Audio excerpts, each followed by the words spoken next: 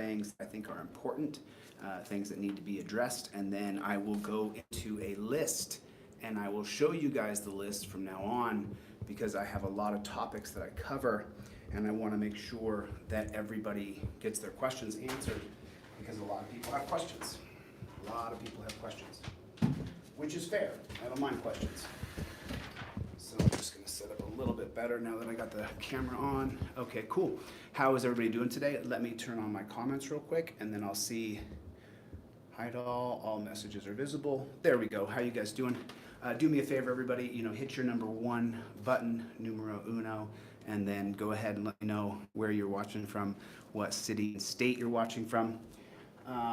So I want to make sure that I go over this video in the best way that I possibly can to make sure that everybody can get the things. And we're going to take a look at some legal paperwork today. We're going to take a look at they filed a motion to dismiss my case in federal district court. So that happened today. I got that email.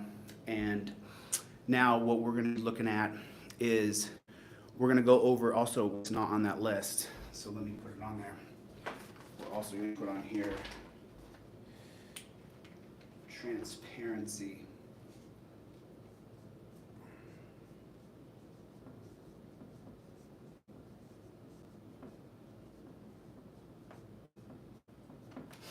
Okay, so how's everybody doing today? What's going on? How's everybody? Yesterday was a really, really full day. We did a lot of things yesterday. We went to a lot of places yesterday. Arkansas is in the house. Canada is in the house. Thank you for so right away, let's talk about something important. And what I was hoping that you guys would do when you leave comments on my page, and I wonder if other people will talk about this now, some of the bigger channels who I'm friends with and that cover the videos that we do over here. Maybe you guys feel the same way, and maybe we could get a universal thing going across YouTube where when you leave a comment for me, if you would, because you have a lot of perspective, put the timestamp. Put the timestamp on the comment. Whatever timestamp it is, put the timestamp in there. Add the timestamp in, because if you want me to address something, and I do look at the comments. I do take a look at all the comments.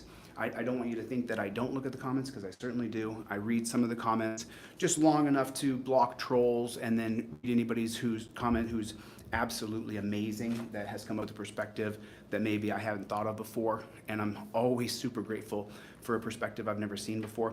And so today what I'm going to do, oh, look at my hair going crazy here. Oh my God, look, he's fixing his hair. Yeah, fixing my hair. Could you imagine that I won't look decent on camera? Is that so bad? But that's just the way it is. So I felt, last night I slept like a baby. So at last count, you guys had raised $4,200 for Christy Roan. So Christy Roan, the other day when we did that live to do a fundraiser for her, because she's a single mother with 5 children and a baby in the bun, a bun in the oven. Someone actually said, email me at transparency@gmail. Yep, $4,200 we'd raised so far for Christy, and that was not the money today. And then one of Christy's family members donated directly to me and said, "This is not for Christy, this is for you." And I was like, "No, thanks, I appreciate it." So then I want to make sure everybody joins the Facebook page, DeleteLawZ Tri-State Cop Videos. So if you guys would take just 2 seconds and pop over on your Facebook and join that DeleteLawZ Tri-State Cop Videos. We want to make sure that we get a presence on multiple platforms. We don't want to be pigeonholed by one platform, because we won't have the ability to spread the message, because this message, oh, there's something to celebrate too. We just hit 40,000 subscribers. Great. Now the lawsuits have to be won, and people have to actually start to get justice and transparency for the things that have happened. And then, so if you guys would, and then make sure you also join the Twitter page. Twitter page is DeleteLawZ. That is the Twitter page. It's just DeleteLawZ. One word with a Z on the end. You'll see a picture of me. It's really, really simple. Really simple. So I appreciate you guys coming by. And then do me a favor. Let me read the troll comment before we block him, because there's a specific reason why I want to read that comment before you block the troll, because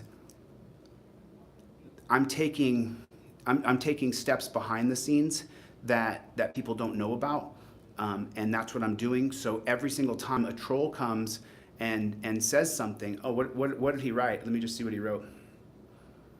Let me just see what he wrote. I'm sorry. Someone sent me an email and said, please stop singing. I agree. I'm not a good singer. But I do sing because, I'm a pretty happy person. Granted, I'm in a very intense job that was created because there is no transparency with law enforcement across America, and the term law enforcement should be completely eradicated from the verbiage. There's no such thing as police. There's no such thing as law enforcement. There's no such thing as cops. These are convoluted structures that are based on slavery, that are based on pure outright racism, that are based on the war on drugs. It should be a peace officer, and that's what it should be called, because no one signs up to be a cop. No one signs up to be a law enforcer. They sign up to be a peace officer. The agreement that they sign when they take an oath is to a peace officers association, not to being law enforcement. And anybody who claims to be former law enforcement and they didn't sign a peace officers agreement, then they're lying. They're not a former cop. So I just want to put that out there. So I'm just going to go down the list because a lot of people say I have really bad ADHD. I will agree with that. I do. So there's the list we're going to be covering. If you want to take a screenshot and then zoom in on it, you're welcome to take a look at it. And those are the things I'll be covering. I will be showing you guys the screen in a moment and showing you guys some things regarding the legal cases that I have going on right now. And also we'll be talking about how the current body cam system, while it has created some fruits of our labor, where we're seeing some of these disgusting pigs prosecuted for murder, rape, stalking, for all kinds of things, we still have yet to file the Sarah Page lawsuit, which Sarah Page and I are in touch, and Tim and I are in touch once in a while, and that lawsuit's still coming, and I'm heading back to Ironton. As a matter of fact, I'm going to be leaving Youngstown I'll be leaving Youngstown here in the next 24 hours. So I'll be out of here. I got to go to another part of Ohio. There is something else going on. Can you believe it? Can you believe it? Let me ask you a question. Yes or no? Just let me know. Can you believe that there's something else in Ohio that I have to go deal with? Can you believe that? Yes, I believe it, or no, I can't believe it. Yes, I believe it, or no, I can't believe it. Yeah, it used to be called the Youngstown tune-up, where they would put a car bomb under your car. And granted, as soon as I've heard that, now I've been checking under my car just to be cautiously aware of what could possibly happen. And I just want to be careful. So I will be leaving here. I'm probably going to leave tonight in the middle of the night because I have several hours that I have to drive to get to another location. I have to spend the time in the car, and so I driving by on the interstate and seeing pigs parked everywhere is just disgusting. I mean, that is not the foundation of what rights protectors are supposed to do. That is not the foundation of what peace officers are supposed to do. So that means that we're living in a tyrannical system. That's what that means. I mean, it's a total tyrannical system. There's no rule of law. This is based on using you as a piggy bank by either charging you, fining you, arresting you, prosecuting you. There's just so many different things here. So then, did everybody get that? Can someone post the Twitter account? The Twitter account is DeleteLawZ, if you would, please. Cope Dog, go over to Twitter if you would, and copy the Work Lions in the house. What's going on, brother? Beastmasters in the house. Good to see you guys. Let me know where everybody's from. This is so exciting because what you guys are seeing and what we're all going to witness is change happen in America in the next decade. It's inevitable. It's inevitable. Oh, boring. Listen, man, you can't be a moderator and troll me, dude. You know that, right? A boring sandwich. I'm just saying you can't, if you don't want to be a moderator, that's fine, but you can't be a moderator and troll me, bro. Boring. I mean, are we abundantly clear on that? If you want to troll me and say things to me, then okay. Okay. Cool. Now troll me all you want, and the next couple you'll just get blocked from the account and I won't talk to you anymore. That's up to you, brother. I did. I removed you as a moderator, brother. God bless you.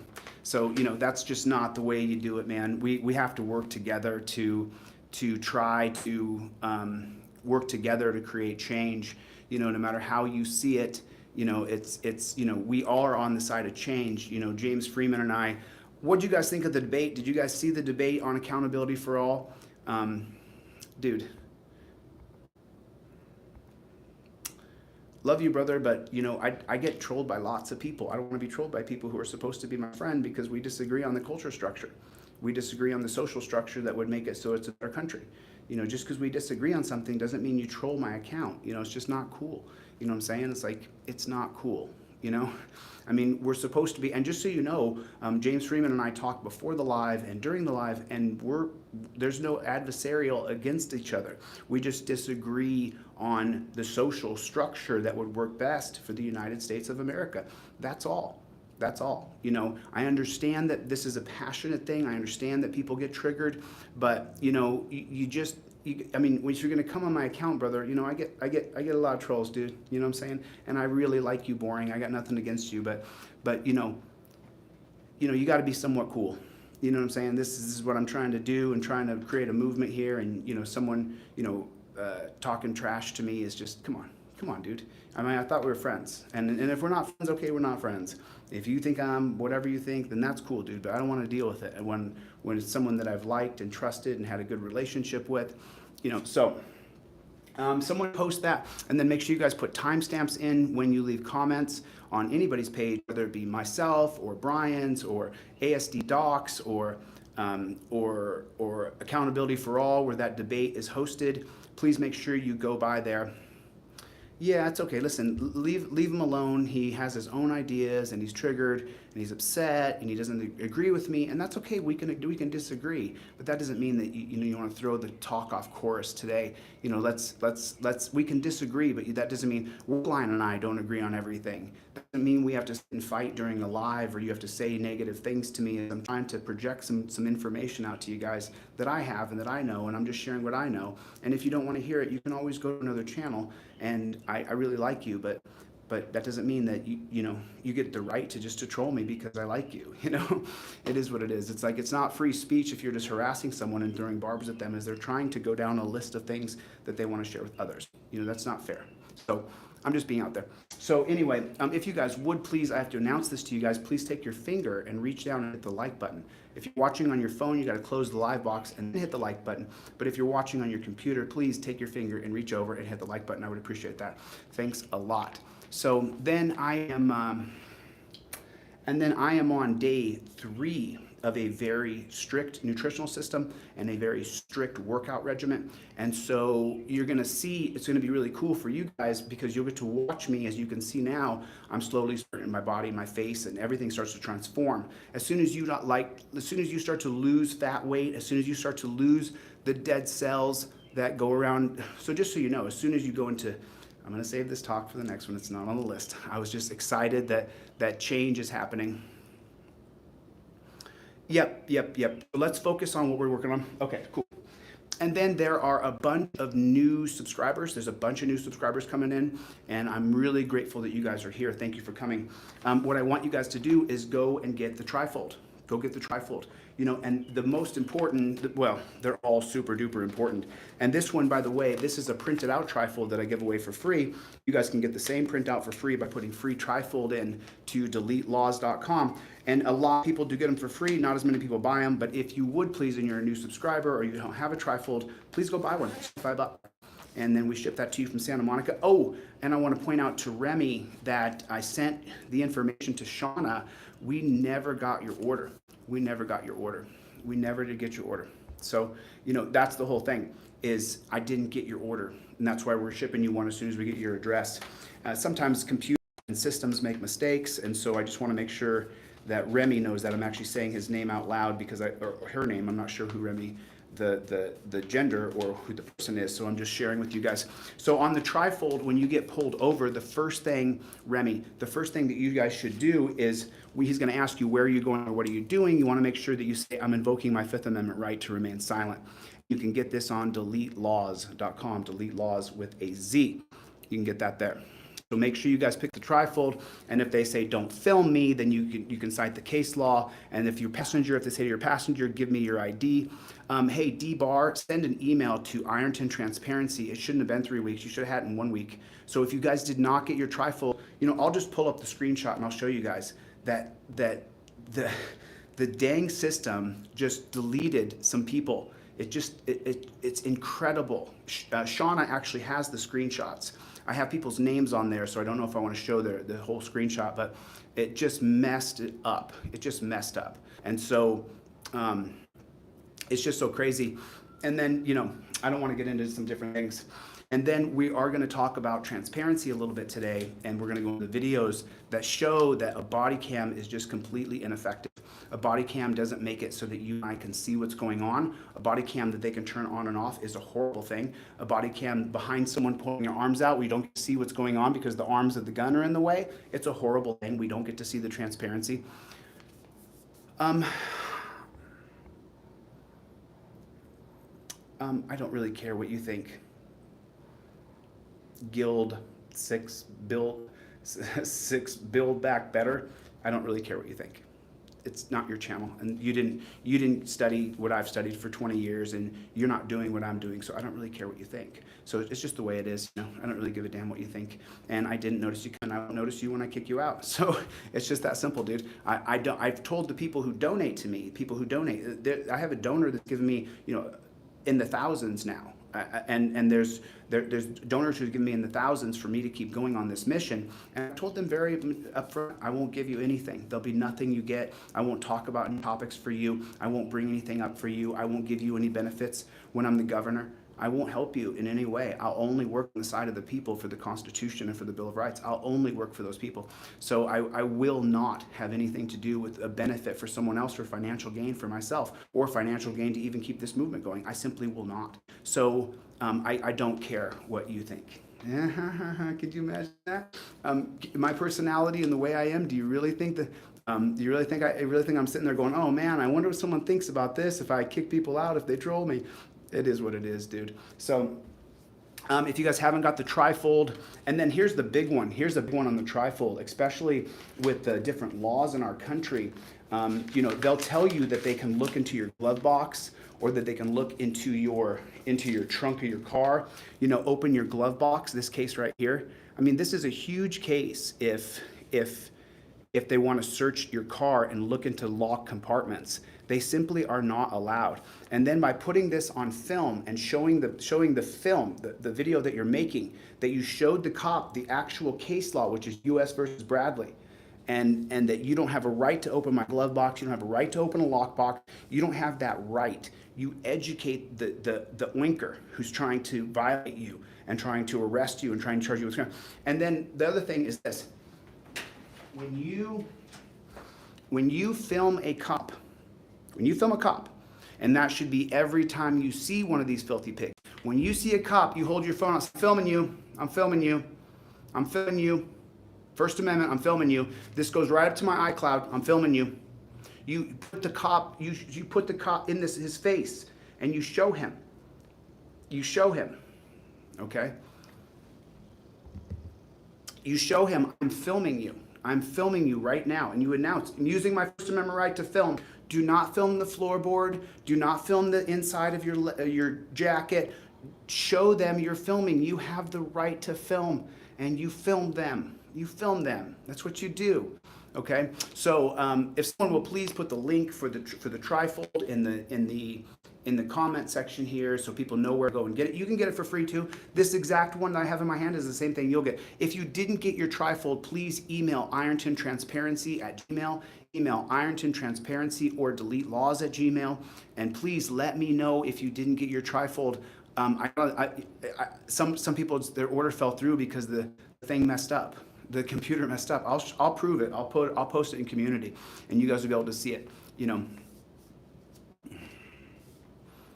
Alan, no one's kicking you out, brother. No one's kicking you out. Thanks for your support, Alan. I really appreciate you. Love you too. Okay, so then after that, and then I emailed off to a couple different people who create screens for applications, and so I'm looking for someone who creates screens for the new app. That's what I'm looking for. I'm looking for someone, because as soon as the screens are done, I'm just going to show you guys what it is. I'm just going to lay it out. Here's the app. Here's how it's going to work. And I'm just going to lay out. Oh, perfect. Thank you so much. Thank you so much. I appreciate that so much. I need an audio edit. Is that what I need? Is that what you said? I need an audio edit. You said I need an audio edit? I don't think I need an audio edit. I don't think I do. But I want to just go right here. Thank you so much. I appreciate that so much. Thank you for chiming in and saying that. That makes me super happy. You have no idea what's going on, but you're going to find out. You're going to find out real quick what's going on. Okay, so please take a look at getting a trifold. Thanks for the super chat. If you need a trifold for free, you just go to the website, go to the $15 version, and you put free trifold, all one word, in the coupon code at checkout, and you can get this exact same trifold for free and print it out. And then you have it. It's yours, and no one can take it away. And nobody can take it away, okay?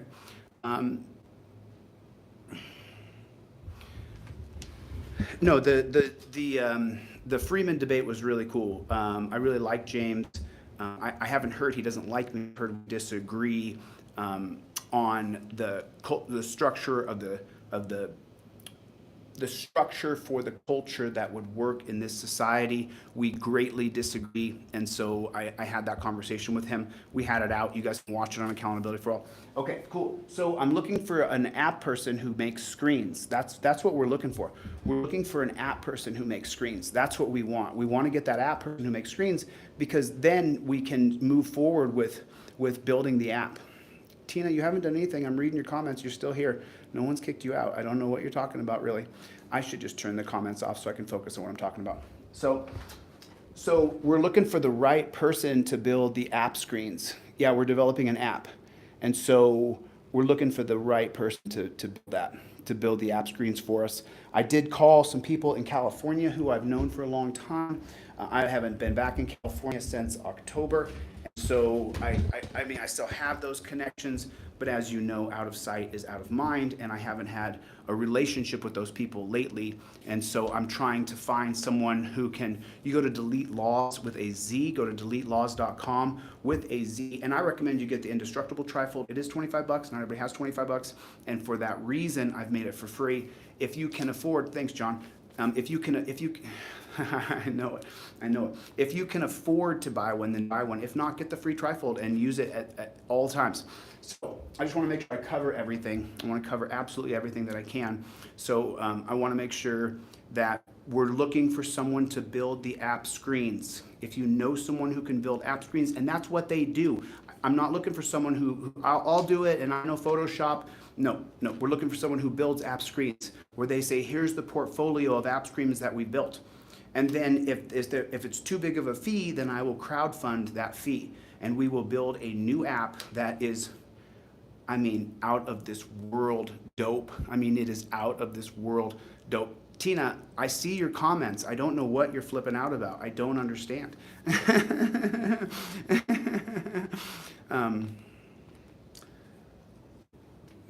Insane. Okay. And now we're going to talk, and then the last order of business that I'm going to talk on camera about, and then I'm going to show you guys some videos, and I'm going to show you some documentation. We want to find paralegals. I need help for two different people, one person in Tennessee and one person in California, who have some papers that they need to file, some paperwork, and I'll look over the paperwork, but I don't have time to write paperwork for everybody. I just don't have time to do the paperwork for every person. I can assist with the paperwork, but I can't write the paperwork for everybody. I just can't do it. There's only one of me, and we have a team put together, but the people on the team are stretched pretty thinly. And so, you know, with all the things that we do, with all the people that we hate, Boring Sandwich wasn't blocked from the page. He was put in timeout for 5 minutes, and he didn't have to leave. He chose to leave. He chooses to email me. If you develop app screens, then email me at DeleteLawZ or IrontonTransparency@gmail. DeleteLawZ@gmail or IrontonTransparency@gmail, and then we will find the correct persons to build the different app to build the different screens. I think one person can build these screens. There's only about 9 or 10 pages of the whole app, so we're looking forward to that. And then, okay, now let's get into this Toledo Police Department that has charged Aaron Collins with crimes. They're saying they're going to charge Aaron Collins with crimes, and it's absolutely ridiculous. So I actually set up my computer. I was, as you guys can see, and then YouTube, when I set up the precursor for YouTube, they actually shut it off. So let's get into this right now. Let's get into what we're looking at here. So this is from the Toledo Police Department, and I just want to put them on notice. If you try to sue Aaron Collins or do anything to that person, that's a malicious prosecution, and I would love to help him fill out the paperwork. I would absolutely love to help him fill out the paperwork. Give me 1 second.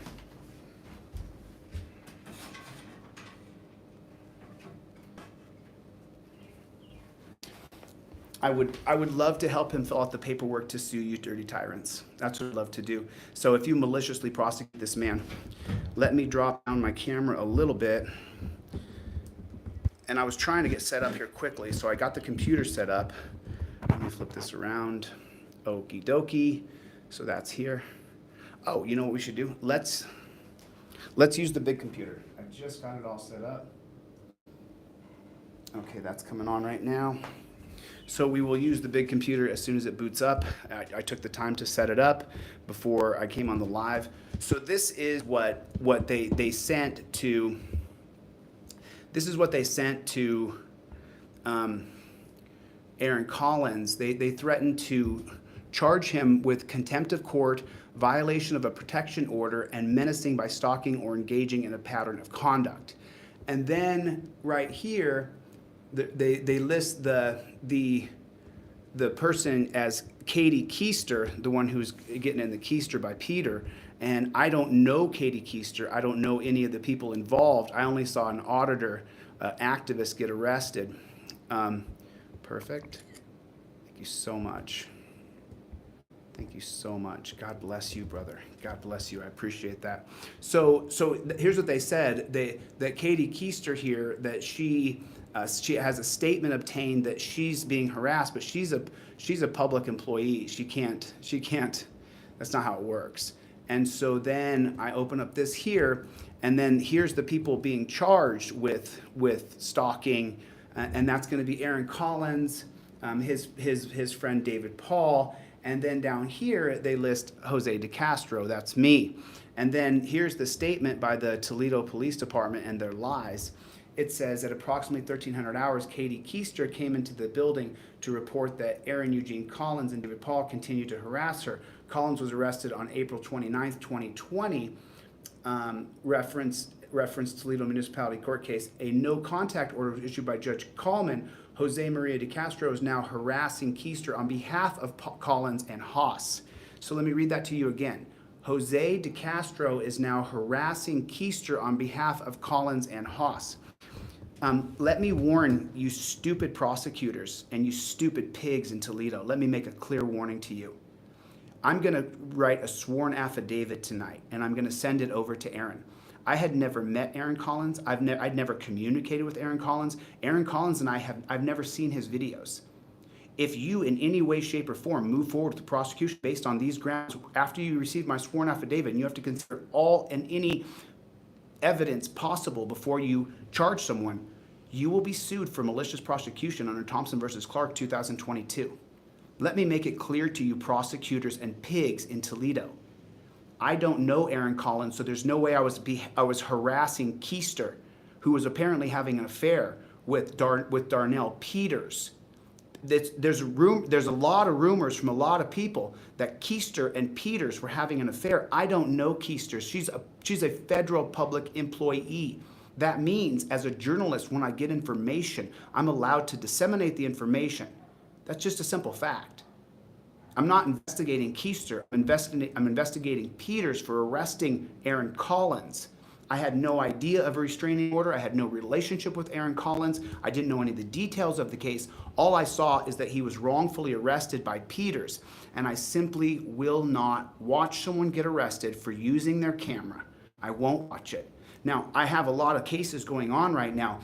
But if you guys move forward after you get my sworn affidavit and you file charges against Aaron Collins or his friend, that's a malicious prosecution. And you'll be screwed, because not only will I make sure that there's a federal civil rights lawsuit against you, I'll then make a complaint with the Ohio State Bar, because you're making stuff up. You garbage people. You trashy ass people. Disgusting. You're making things up to make sure that transparency cannot be had. It's disgusting. So let's make this big.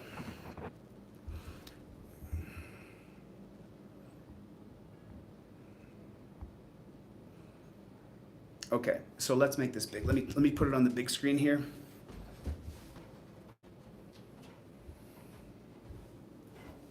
Let's turn on the hard drive.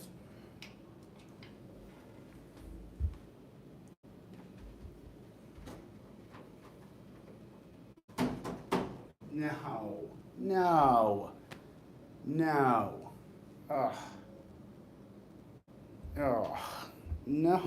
God dang it. God dang it.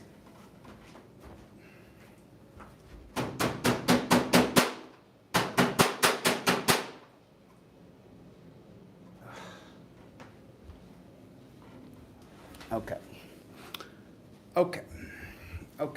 Well, it is what it is. It is what it is. There's nothing I can do about it. I'm not going to lose sleep over it. I'm going to have to get another one, and that's just the way it is. There's nothing I can do about it. So it's broken. I travel a lot. God dang it. Okay. It's just one more thing I have to do on my list of things to do. I have to go get another flat screen, or this is an old TV that I've had for a long time. I don't watch any television.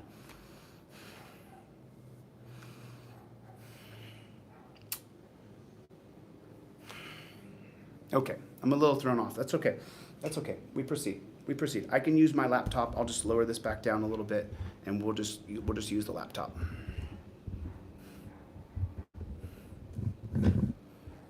Okay. All right. So there it is.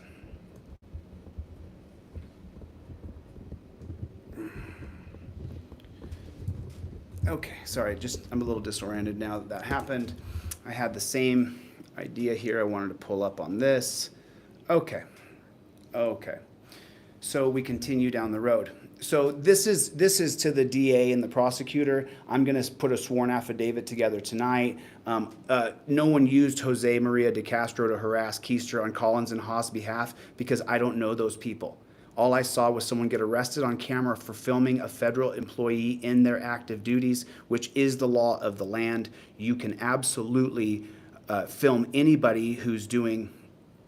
You can absolutely film anybody who is doing their job as a government employee. So to say that I was harassing someone, just you writing this and putting this out, it gives me grounds for defamation. You can't say that I'm harassing somebody on an official police.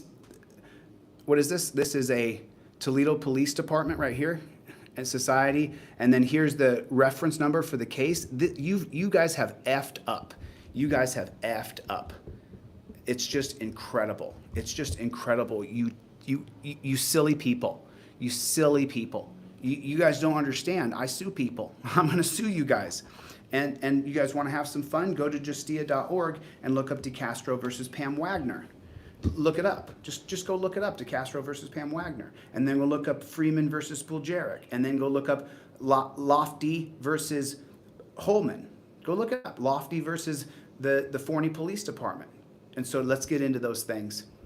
Perfect. Thank you so much. I appreciate that. And just so you guys know, no, I'm not going to make any announcement. I'll just let it continue, and that's what we'll do. With. Okay, cool. And so now there's that, and now I want to show you guys something, the reason why we absolutely need a transparency-based system where they wear the goggles at their head.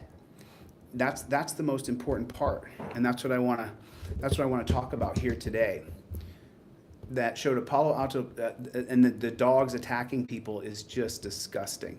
It has to stop. It has to stop. So now what this is... Correction, it's going to be 2300 block of 10th Street, 2307 10th Street Southwest. So you tell me if you guys can see anything that happens here. Do you think that... After the shots, got on my cruiser up to the porch and I saw him putting the rifle away.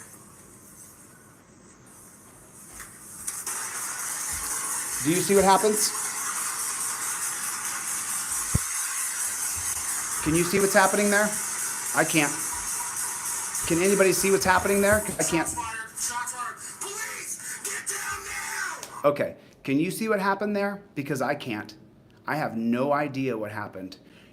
That's why we need the goggles for cops. And soon, just so you guys know, soon it won't be cops. Soon it will be peace officers, because this system will be changed. As you guys saw from the debate I had with Freeman yesterday, this system isn't working. This is tyranny. This is absolute tyranny. And then I'm going to show you guys something else. So let's watch this one more time and tell me if anybody here can see what happened here. After I heard the shots, He said he heard shots. I saw him putting the rifle away. Okay, can you see what's going on? I can't.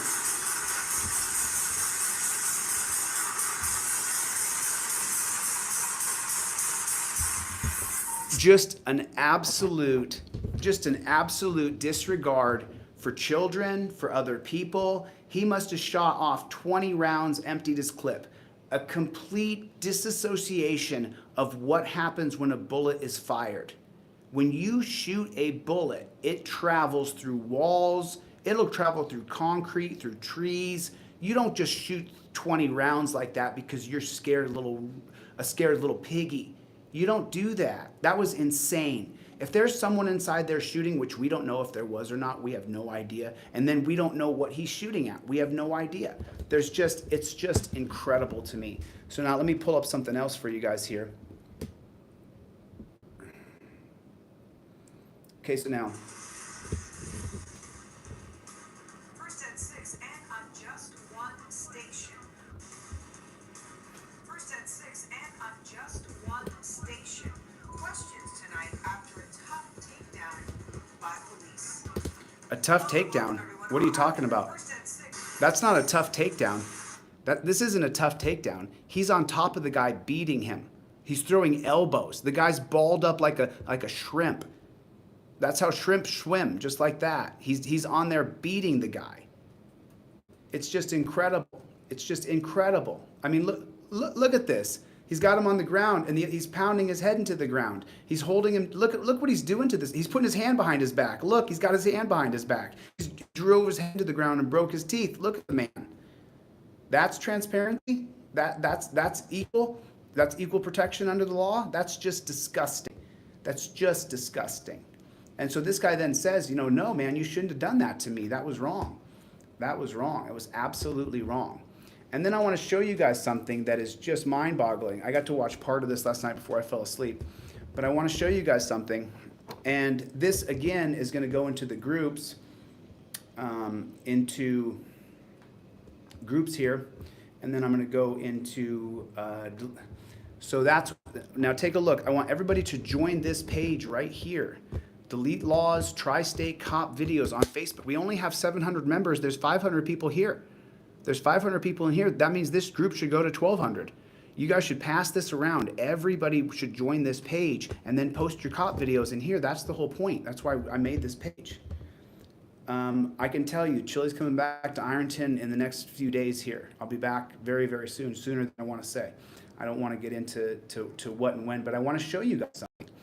Now, I do believe that this system is a little bit better right here.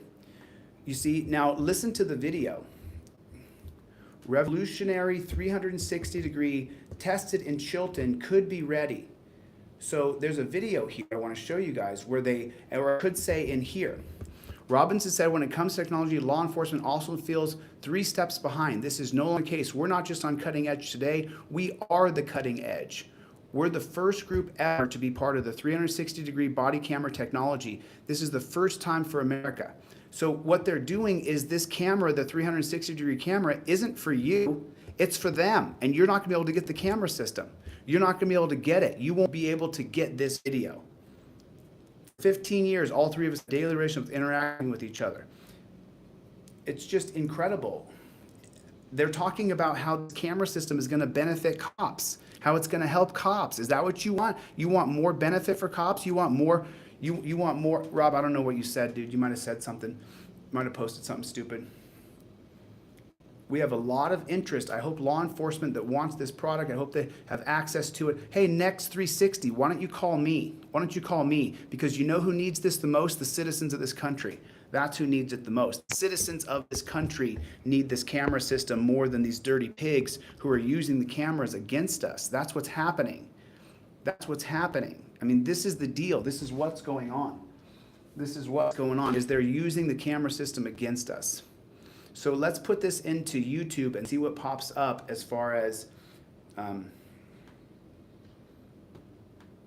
insane.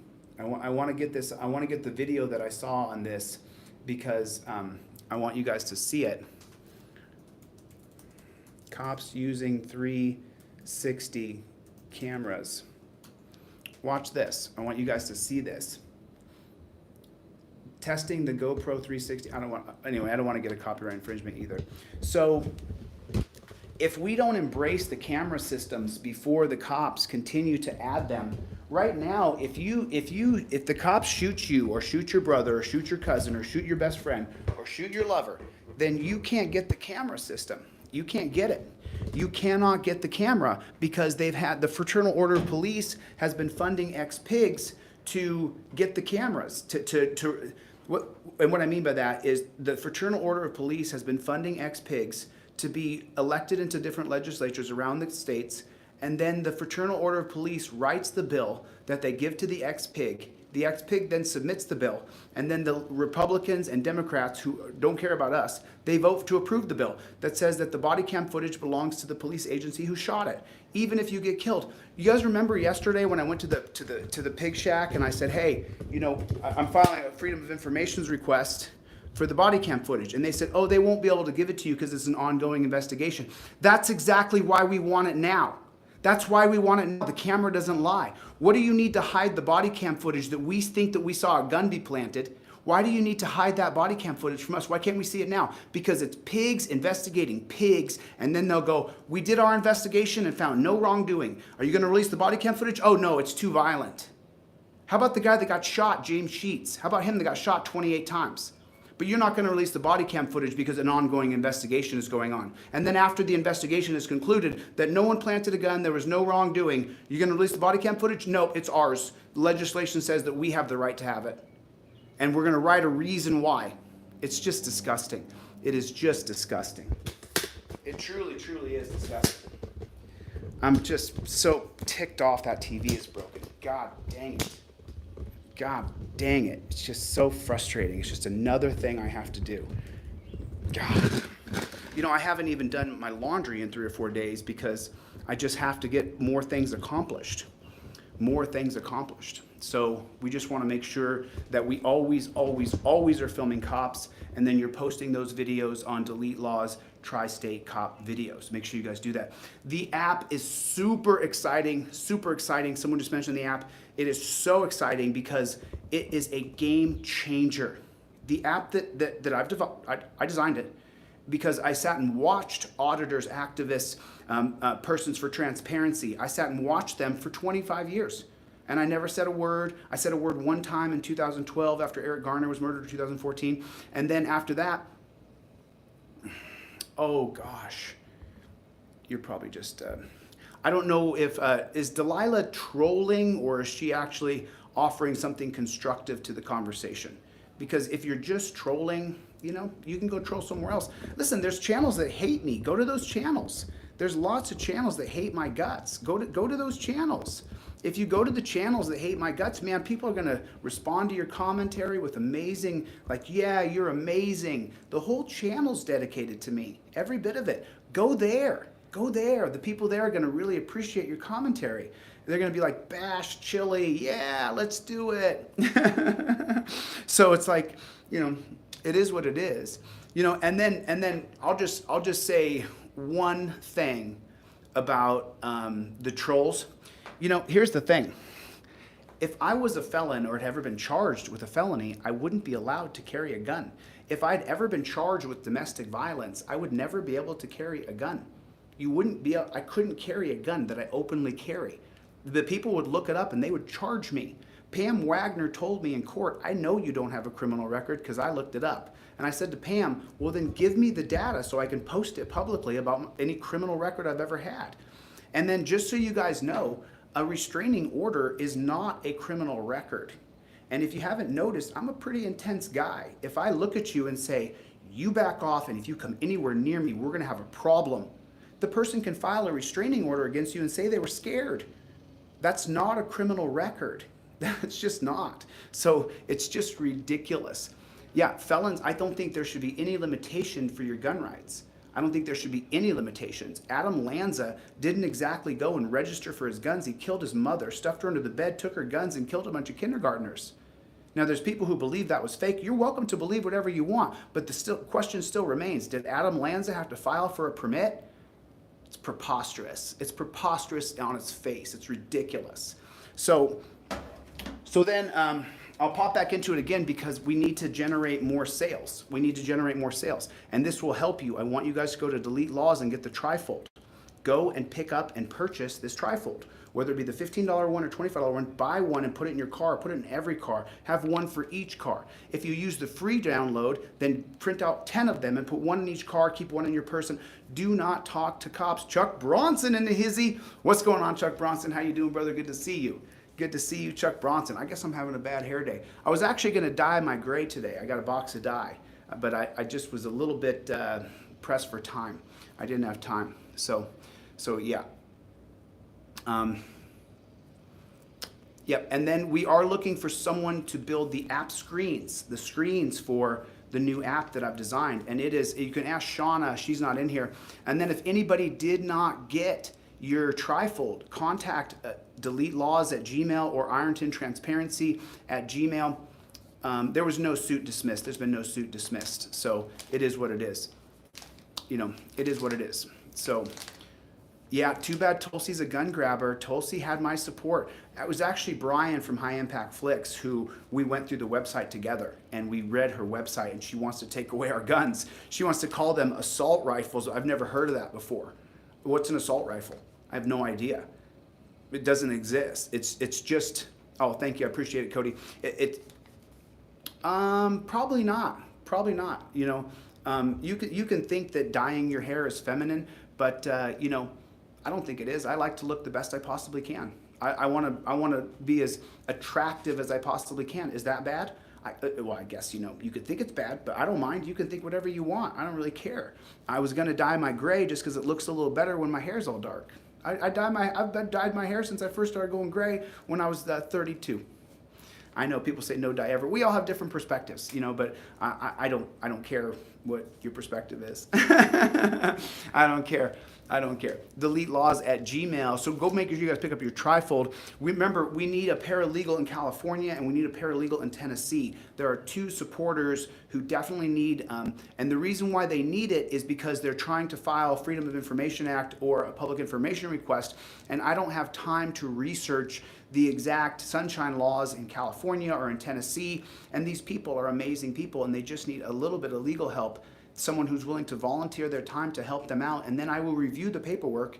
Even though I never graduated from college, I don't have a law degree, I don't have my Juris Doctorate, I don't have any of those things. I just read the law all the time. If you guys want to follow 5-4 Podcast on Twitter and then follow their podcast, I actually am a Patreon member. I love 5-4 Podcast. It's absolutely amazing. You will learn so much. If you go to oyez.org, oyez.org, and I believe that's funded through a New York college, and that's going to be what's that? What's a super Ivy League college in New York besides Columbia? They're the ones who fund it, and it's going to be Kyle Dake went to college there. He wrestled there. I can't remember the name. Yeah, if you're on a fixed income, Paul, you don't have to buy it. You just go to DeleteLawZ.com and then you put in free trifold and then you print it out, or you take it to Kinko's. It literally costs, I think it costs like 10 cents a page. So this would cost 20 cents to get done. It would cost you 20 cents to get done. So there it is. Chuck Bronson in the hizzy. Oh, you guys hit your like button. Almost 500 people in the room. You guys do me a favor, take your finger and hit the like button. And then I'll just go over the same thing again. Toledo DA, Toledo cops, you're looking at a wrongful prosecution lawsuit. You dunce caps. I got a video called Clark versus Thompson where I break down the oral arguments. You idiots. I mean, really, just a dunce cap. I don't know Aaron Collins. I met him after he was released from jail. I don't know he had a restraining order against him. And the judge who signed the restraining order, what a shame. You're a shame to your family. You're a shame to freedom. You're a shame. So just so you know, Aaron Collins, people talk about this. Aaron Collins has a restraining order against him for doing what? For doing what? Aaron Collins has I learned this today from the paperwork I got.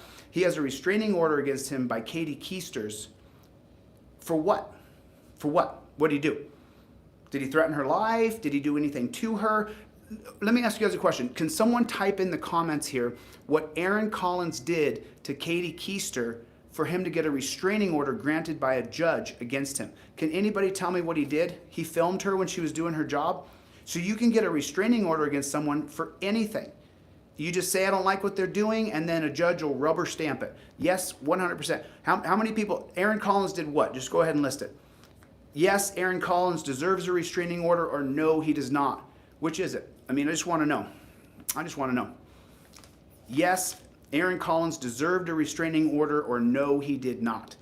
I mean, he made fun of what? I mean, I don't understand. There's just yes or no. Yes, he deserved a restraining order, or no, he did not. He deserved it, Darth? What did he deserve it for?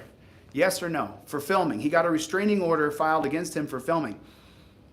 And so now you understand. Now you understand. Yes or no? I'm taking no, no, no. So far, hell no, no. Who thinks he deserved a restraining order filed against him for just, hey, Darth, you can put your opinion in, but you're probably just a troll spying on my account to try to get some information that you can use to give to one of these other troll accounts who has no mission, no purpose, nothing. All they are is on the side of nope, definitely no. But Aaron Collins has apparently, I'm just learning this today, he has a restraining order against him from Katie Keister. And then it says in there that she's found pictures of herself and her children on YouTube. I hope that was taken in public. The pictures were taken in public, or you posted them publicly, because then they become public domain. If you post on Facebook and it's a public Facebook page, and you post a public picture, it then becomes open source. Everybody can use it. Just like my pictures. People use my pictures all the time. People use photographs of me. Cornell, bam, Dan, thank you, dude. I couldn't get it. My brain was farting. I couldn't get it. I could not get it. Couldn't get it. It was just stuck in my head. What's up, Chuck Bronson? Love you, buddy. So if you guys haven't picked up the trifold, go get one. Go get one. It's really big when they say they're going to pat you down for their safety. You can then tell the cop, a prudent man would have to be afraid for his life that I'm carrying weapons. If you're going to put your hands on me, do you believe I'm carrying a weapon? And you're filming the entire time. You're filming the entire time. No, that's interesting, Pop Rock. The Fraternal Order of Police should be audited. 100%. They should be audited. And so if the cops get 360 cameras, that's just more cameras they're going to use against us until we embrace the camera revolution, the digital era of cameras. We're never going to get anywhere. You have to embrace that you are not, when you're in public, there is no right to privacy when you're walking down a public road. And what we're seeing over and over, make sure you guys subscribe to Chuck Bronson. He literally drives around town looking for cops to film, and he uses a scanner. Chuck Bronson is doing a public service. Just know that. I watch Chuck's channel anytime I'm laying down at night and I want to watch, and then I just slowly drift off to sleep, because he'll drive for 4 or 5 hours a night just filming cops. Chuck Bronson, I do want to talk to you. I want to share with you the app idea that I have that we're building. Oh gosh, there you go. I think Darth, we've had enough of you. Goodbye. You take care of yourself, Darth. God bless you, Darth. It was really nice that you came by. You got to vote on something, and now you get to go tell everybody how you trolled me so hard. I trolled him so hard. You should have seen what I did. So it is what it is. And then remember, I need those paralegals, man. Listen, if you're a paralegal or you're a lawyer and you're in Tennessee or California or Ohio, if you're in one of those states, or if you're in Kentucky, or if you're in West Virginia, yeah, get the free trifold.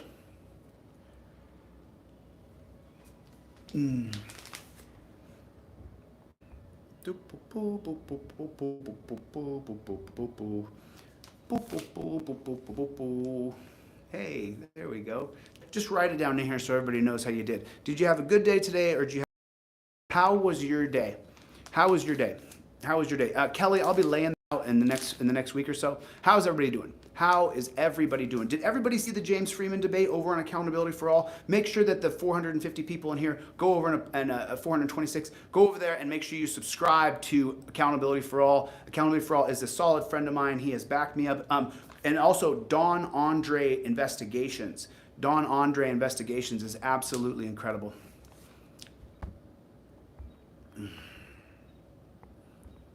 Boom, boom, boom, boom, boom, boom, boom. Boom, boom, boom, boom, boom, boom, boom, boom, boom, boom, boom, boom, boom. How's everybody doing? How's everybody doing? Listen, and as far as, if you guys want, you can tell James Freeman you heard from me that I whooped him. I whooped you, James Freeman. I whooped you like a bad dog. I whooped you like I was making leather. I whooped you, Freeman. You didn't answer any of my questions. I got to watch back about 45 minutes of it before I fell asleep. But if you want, man, it was a good civil debate because I respect James Freeman. I hope he respects me. I don't know. People have said that he doesn't like me. Okay, cool. But at the same time, we agreed to disagree, and I thought we treated each other with a lot of respect. But Freeman, you got your butt whooped, dude. You got your butt handed to you, dude. You didn't answer any of the questions. And on our next debate, Freeman, you're welcome to go ahead and roll back those questions I asked. Figure out an answer, bro. Figure out an answer. But the idea that you should just be documenting the downfall of our civilization, no thank you. No thank you. I actually want to change this. I want to change this.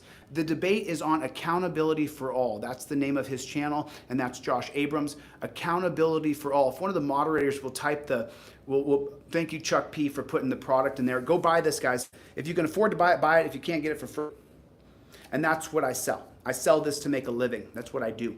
And then you have it in your car to protect you from these nasty, filthy pigs. And they say, I'm going to search your car. And you go, okay, well, let's talk about if you're going to search my car or not. Let's talk about it. Because right here it says this. And then you can have that conversation about that he could actually get himself in trouble. And that Accountability for All's page is open. It's a public page. Everybody can comment on there. And so it is what it is. It is what it is. So I do have other things I have to do today. I got a lot of other things I got to do. So right on. I love it.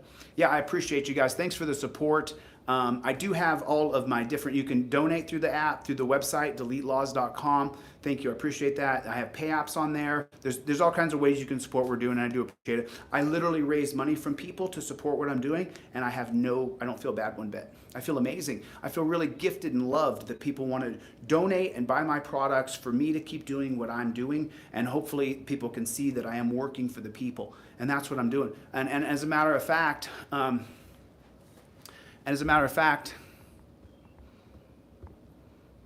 oh gosh, listen, hey, Whiskey, I'm just gonna put you in timeout for now, but please do me a favor. If you want to hack my friends, just go to another channel. I'm not interested in hearing your hack about Josh and calling him names on here. I'm not interested, and I just won't tolerate it. You know, put you in timeout just to let you know how I feel, bro. I care about you. I hope that you're all right. But at the same time, you got to remember, I get tens of thousands of people contacting me, tens of thousands. So if one person says something stupid to me, I just block them from my page and I move on. You know what I mean? It's just sad that other people have to listen to it. You know, and that's the whole problem. That's the whole problem. Okay, so then what are the things? We do have new t-shirts coming out. We do have new t-shirts. Oh, so we're almost at 400 likes. So we're at 348 likes. You guys, if you would please take your finger and go over and hit the like button. Take your finger right there and hit the like button so we can get to enough likes. You know, I wish I could spend more time with Christy, but I got to get out of town. I got to go to another place. I'll be heading to another place. I'll be going to another spot. So I'll be in another spot tomorrow, as a matter of fact.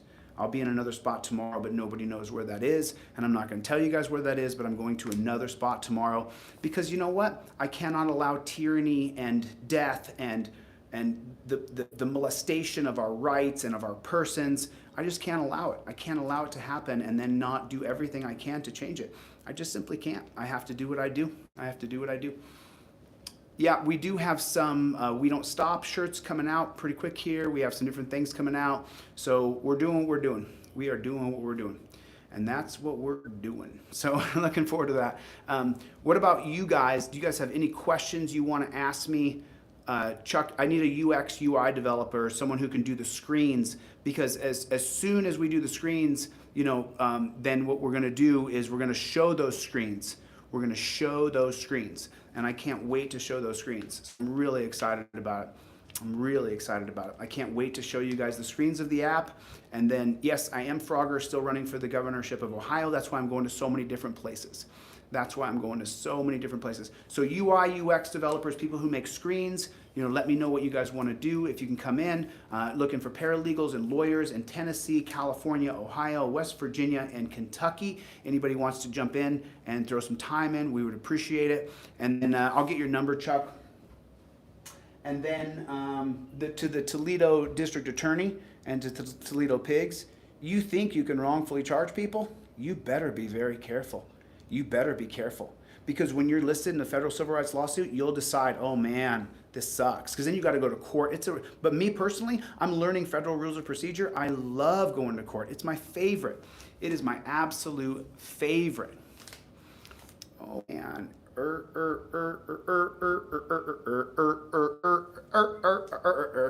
Chuck Bronson's a friend of mine, guys. So you guys want to say things about him, then bye-bye. So anybody else following along with the... Yeah, Veronica, I always need help. I don't do anything alone. Without the people who buy my products and donate, I would never be able to do it. Without paralegals and people like that helping, you know, Delilah. Without people helping me, I just don't know. I don't know how I would be able to do what I do. As a matter of fact, I wouldn't be able to do what I do because I wouldn't be able to do it. It's just that simple. So if you guys would reach over, we're almost to 400. Reach over and hit your like button. There's 438 people in here. Just take your finger, if you would, please, and reach over and hit your like button. Just hit it. Hit it. Hit it. Just hit it. Well, I mean, so Aaron's legal fund is going to be based on case precedent. Case precedent. That's what it's going to be based on, because just so you guys know, when you go to court, if you just recite case precedent and if you listen to the civil rights cases on OYAs, well, you know, let me just show you guys something. Let me show you guys something. I was going to take off because I've been on here for a minute, but I want you guys to listen to something with me here. And I want to show you how absolutely easy the law is when you understand the foundation of law. The foundation of law is based on jurisprudence and stare decisis. Stare decisis is the case precedent that the case is based upon. And I want you to listen to something, and this, we're probably going to be on for 30 more minutes because I'm going to go through this with you guys right now with a fine-tooth comb. I want you guys to see this. I want you guys to see this, and I want you guys to hear this. Thanks for coming by, Virgil. Appreciate you, buddy. I'm going to show you guys something, and this is going to set your... When you guys think, oh, I got to hire a lawyer, maybe you do, maybe you don't. Depends on how good you are doing case research. If you're good at doing case research, you may not need... Yeah, Betty, you know, I can't give you legal advice, but I would not hire an attorney if it was me, because I understand... Thanks, Jen. I appreciate that. I look like a maturing young man. So I'm going to show you guys something. There it is. I already have this link pulled up. So let me drop this down right here. Drop it down. Drop it down. I guess this will be kind of long because I didn't plan on showing you guys this. But more than anything else, I want you to hear it. That's what I want. I want you guys to hear it. I want you guys to hear this case. And I want you to hear how what he does is the lawyer just sits down in case precedent. And if you guys were a part of... 60%. If you connected to Chille coded 70. There it is. It's connected to Chille code. Okay, so listen to this.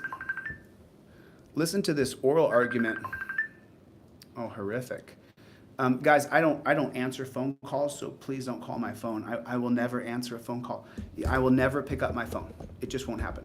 So I want to walk through, and I want you guys to listen to this, and I'll pull up this. So this is the Michael Wood versus Eubank out of the 6th District Court. Case number 20-3599, Mike Wood versus Chad Eubanks et al. Oral argument is not to exceed 8 minutes, 7 minutes for the amicus, and 15 minutes for the defense. Ah, you son of a... Mr. Carey, you may proceed for the amicus. Now listen to this carefully. Thank you. Good morning. May it please the court. May it please the court. My name is David Carey, and I represent the amicus party of the ACLU of Ohio. I'll be taking the first 7 minutes of appellant's time to discuss 2 issues: the First Amendment protection of Mr. Wood's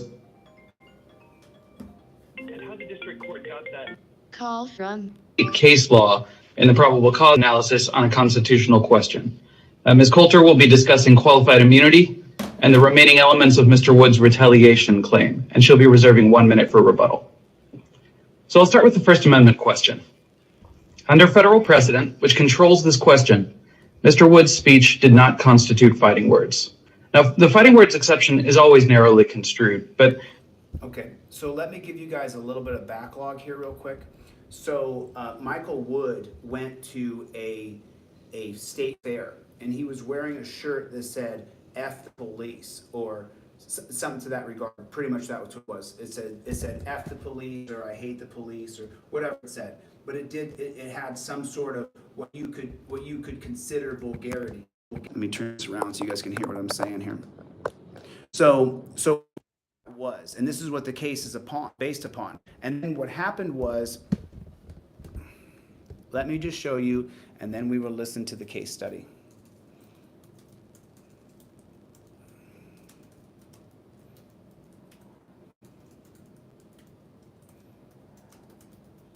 So let's just take a look at the case, and then we will talk about it. We'll talk about this, about the exact, what happened to Michael Wood and why it happened, and this is going to be,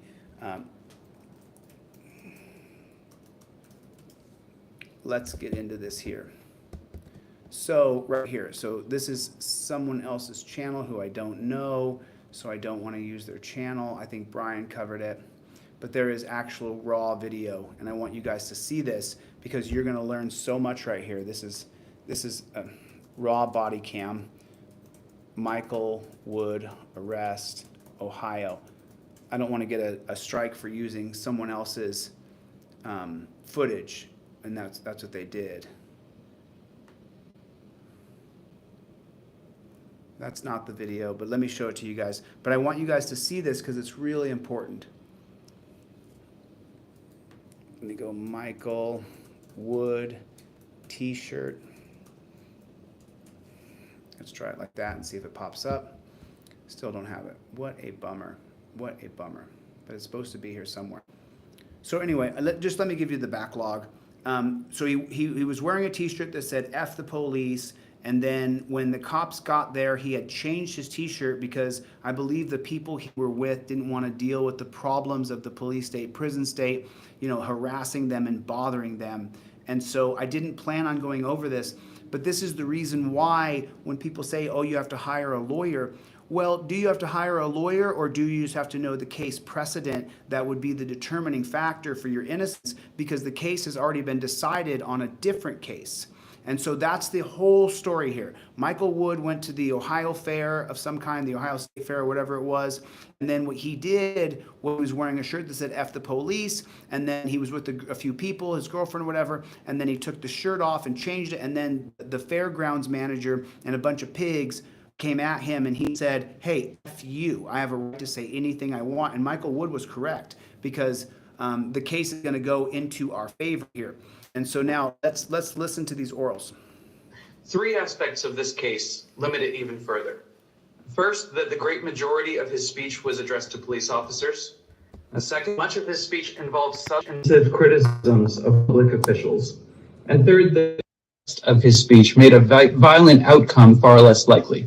So I'll cycle through those points briefly. So with regard to speech to police, law enforcement officers are sworn to uphold the law. They are trained and they are expected not to respond to insults with violence. And as a result, the Supreme Court raised the bar for fighting words in the context of speech to police in City of Houston versus Hill.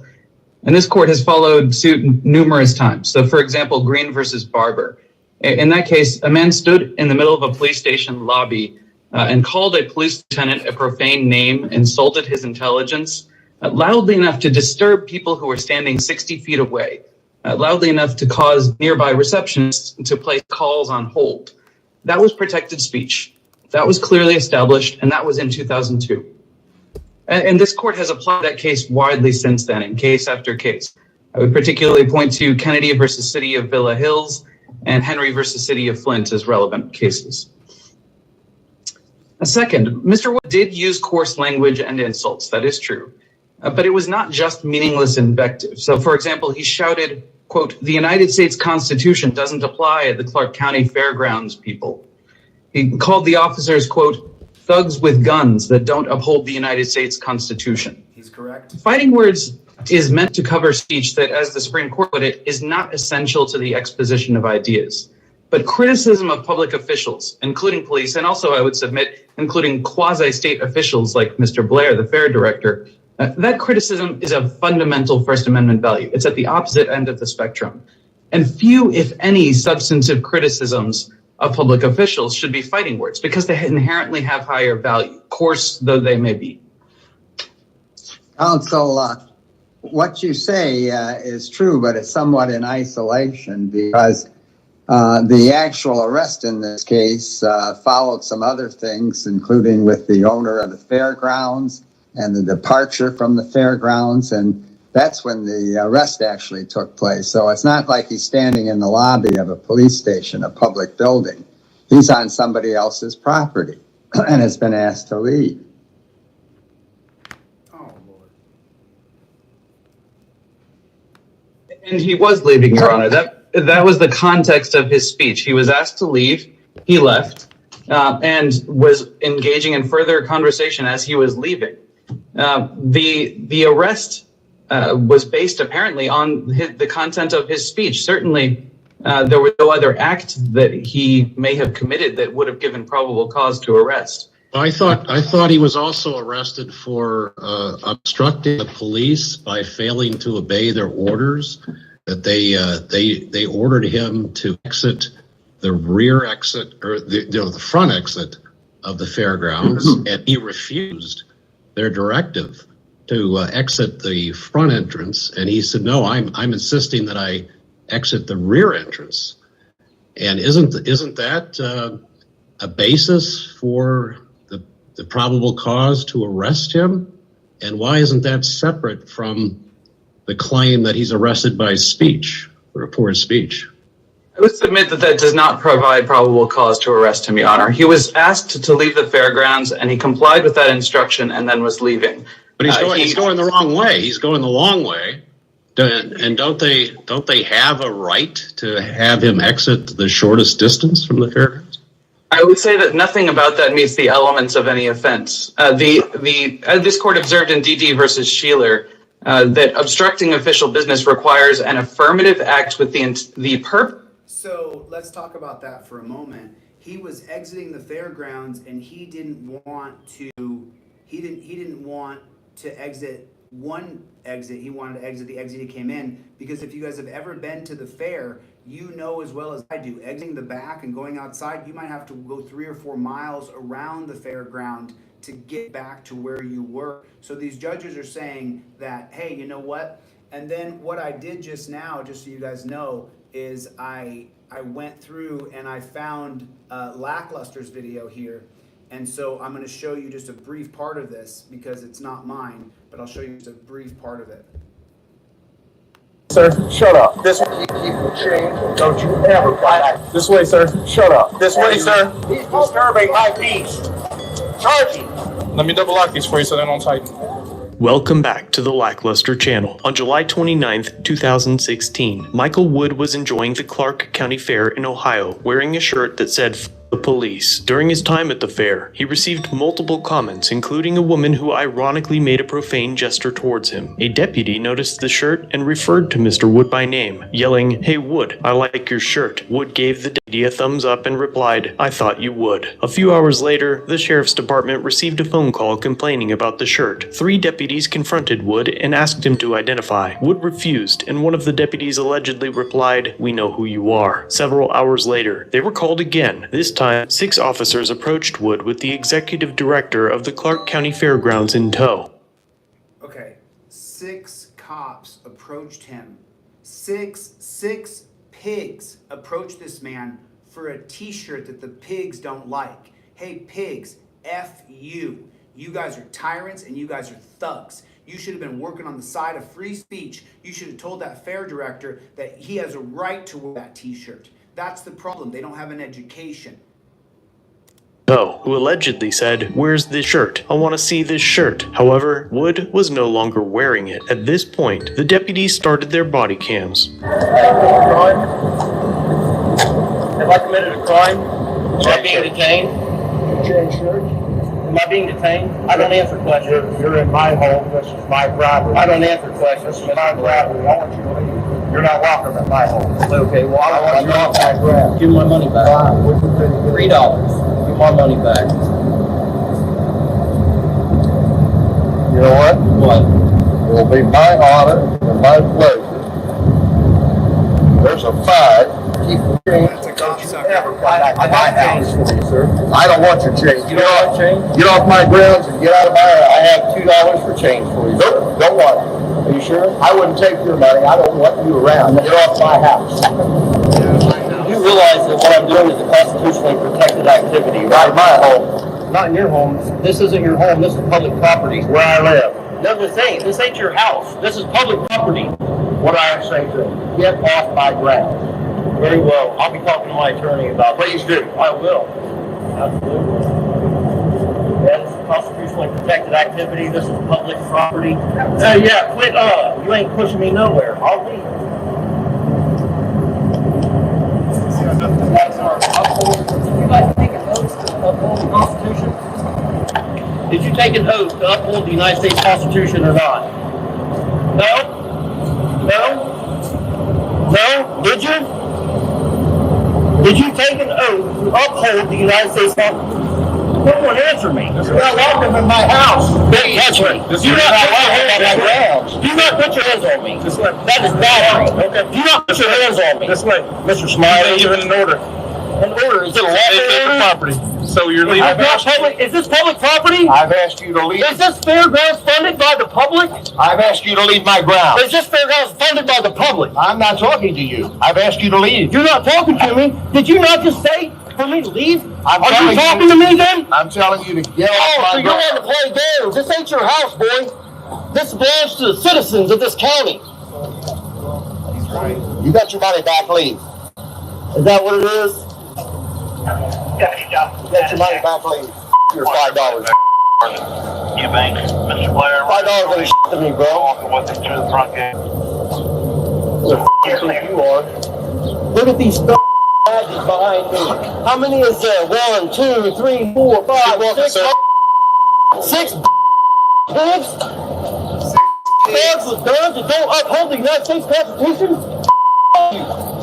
You dirty rat bastard. You're a thief. I've heard about you. Exactly. How many cops are thieves? A lot of them. Am I right? A lot of cops are thieves and steal stuff.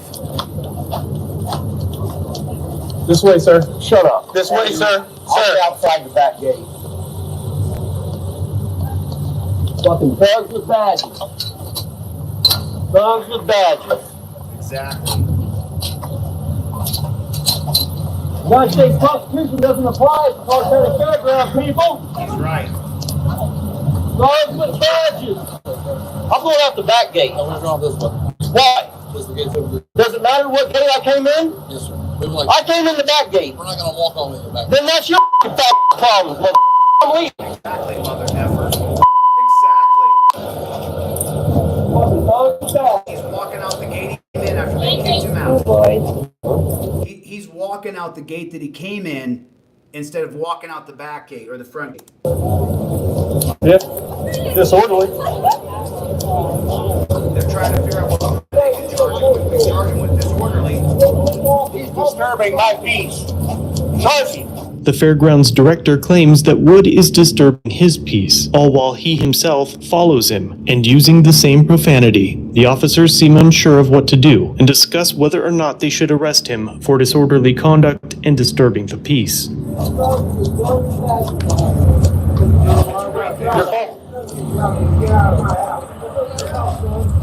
Sarge, I'm leaving it up to Sarge. What do you want to do? Sarge, what are we doing? He's talking the whole way out the door. He's still talking.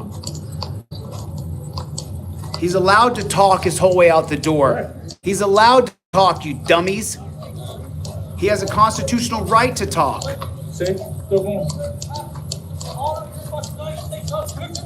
He's talking about the Constitution.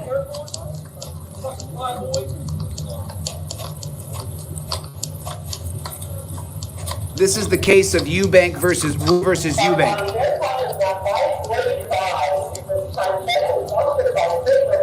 You asked him to leave, he's leaving. This is from the Lackluster channel. If you're not a subscriber, go over there.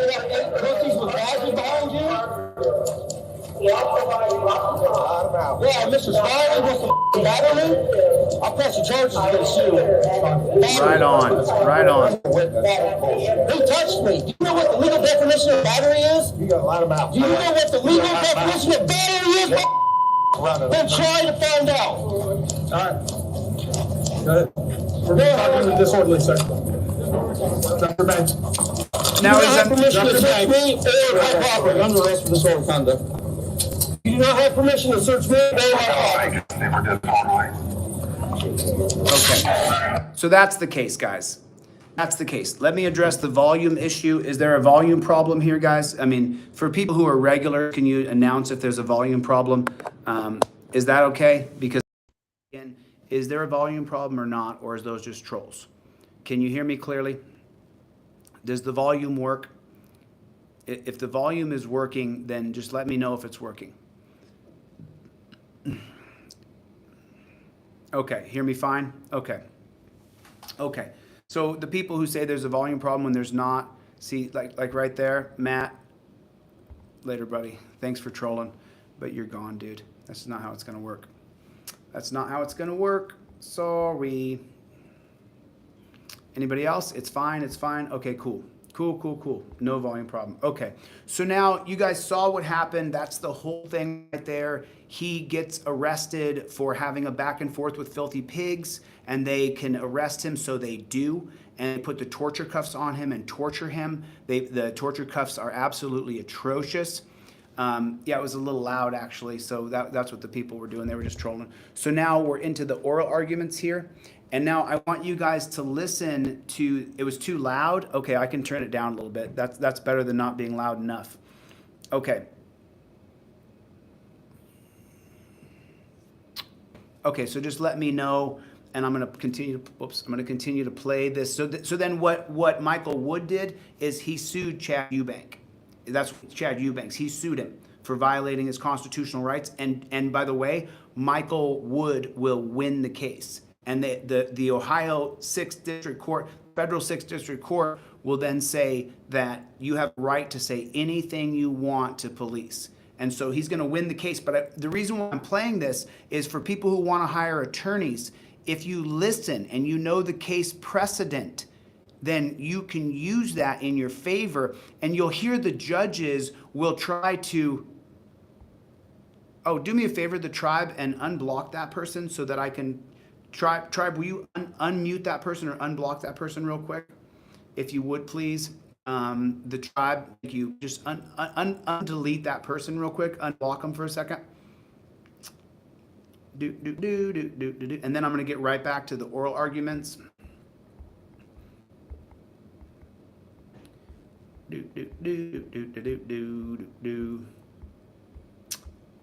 Okay, and then I want to get back to these oral arguments because it's more important than dealing with the troll.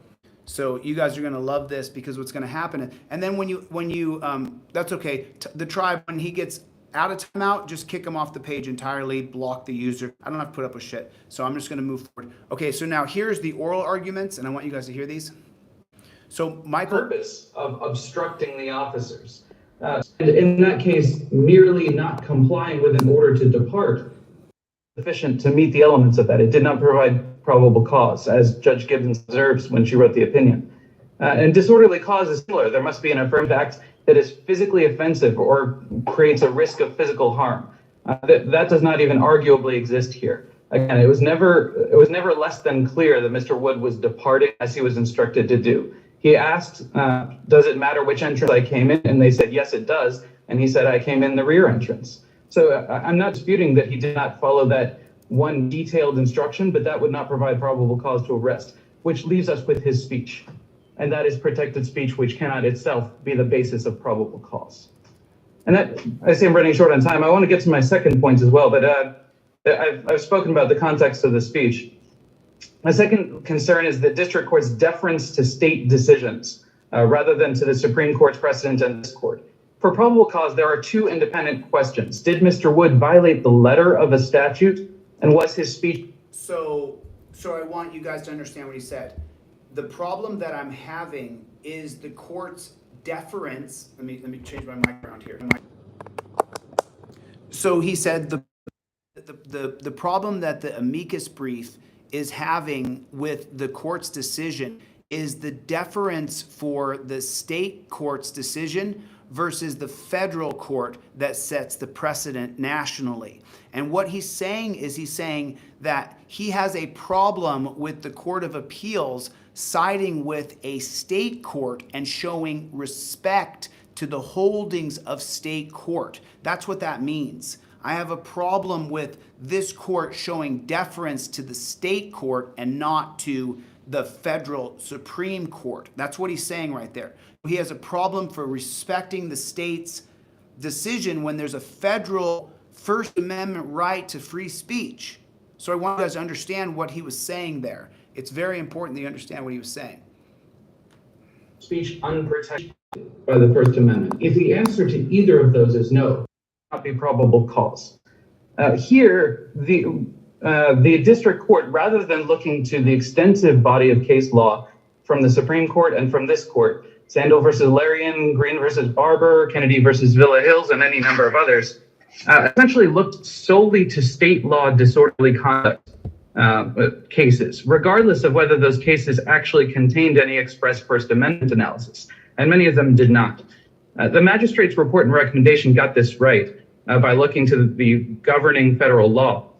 But even with that analysis in front of it, the district court ignored that entire body of federal jurisprudence, and it appeared to have assumed that the First Amendment analysis was incorporated into the disorderly conduct law. The problem is that's not the case. As we've explained in our briefing, Cincinnati versus Carlin, Ohio versus Wood, several state cases provide that even a single instance of a profane insult to an officer could be disorderly conduct. That's irreconcilable with this court's decisions. Ms. Coulter. Okay, now listen to this. Thank you, Your Honors. Good morning, and may it please the court. My name is Sarah Coulter, and I'm with the First Amendment Clinic at Case Western Reserve University School of Law, here representing the appellant, Michael A. Wood. This court should reverse the district court's decision and remand for further proceedings for two main reasons. First, not only did the district court rely on state law for its substantive First Amendment analysis, as Mr. Carey has explained, it also wrongly deferred to that state court analysis for the purposes of qualified immunity. And second, there are genuine issues of material fact as to Mr. Wood's First Amendment retaliation claim, making summary judgment improper, especially when viewed in the light that Mr. Wood was a pro se litigant in the majority of the district court proceedings. What are some of the disputed facts? So, Your Honor, I would point you to three specific facts that establish a genuine issue of material fact that should go to a jury. First is Mr. Blair's conduct, as the deputies were able to see it when he approached Mr. Wood to ask him to leave. Mr. Wood states in his deposition that Mr. Blair shouted, "Where is this shirt? Where is the shirt? I want to see the shirt." And also, Your Honors can see for yourselves in Deputy Yates's body camera footage that Mr. Blair circles around Mr. Wood, and Mr. Wood even moves his backpack so that Mr. Blair can see the back of his shirt. And then a few seconds later, Your Honor, after he's asked to leave, Mr. Blair says, "You change shirts." Second, Your Honors, I would point you to the incident report. What's the issue?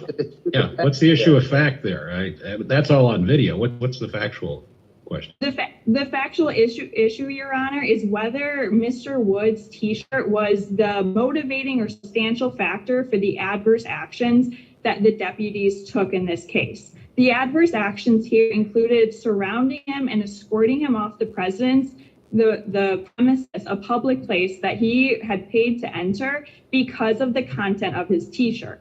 If Mr. Blair was asking Mr. Wood to leave because of the content of his T-shirt, that is impermissible viewpoint discrimination. But the officers are not responsible for Mr. Blair's actions, are they? They're not, Your Honor, but they are responsible for their own violations of Mr. Wood. So Mr. Blair's motivations, I don't see how that's relevant. Blair, as the executive director of the fairgrounds, has revoked your client's license to be on the fairgrounds, and he says that Woods is now trespassing on the fairground property, and I therefore ask you to remove him.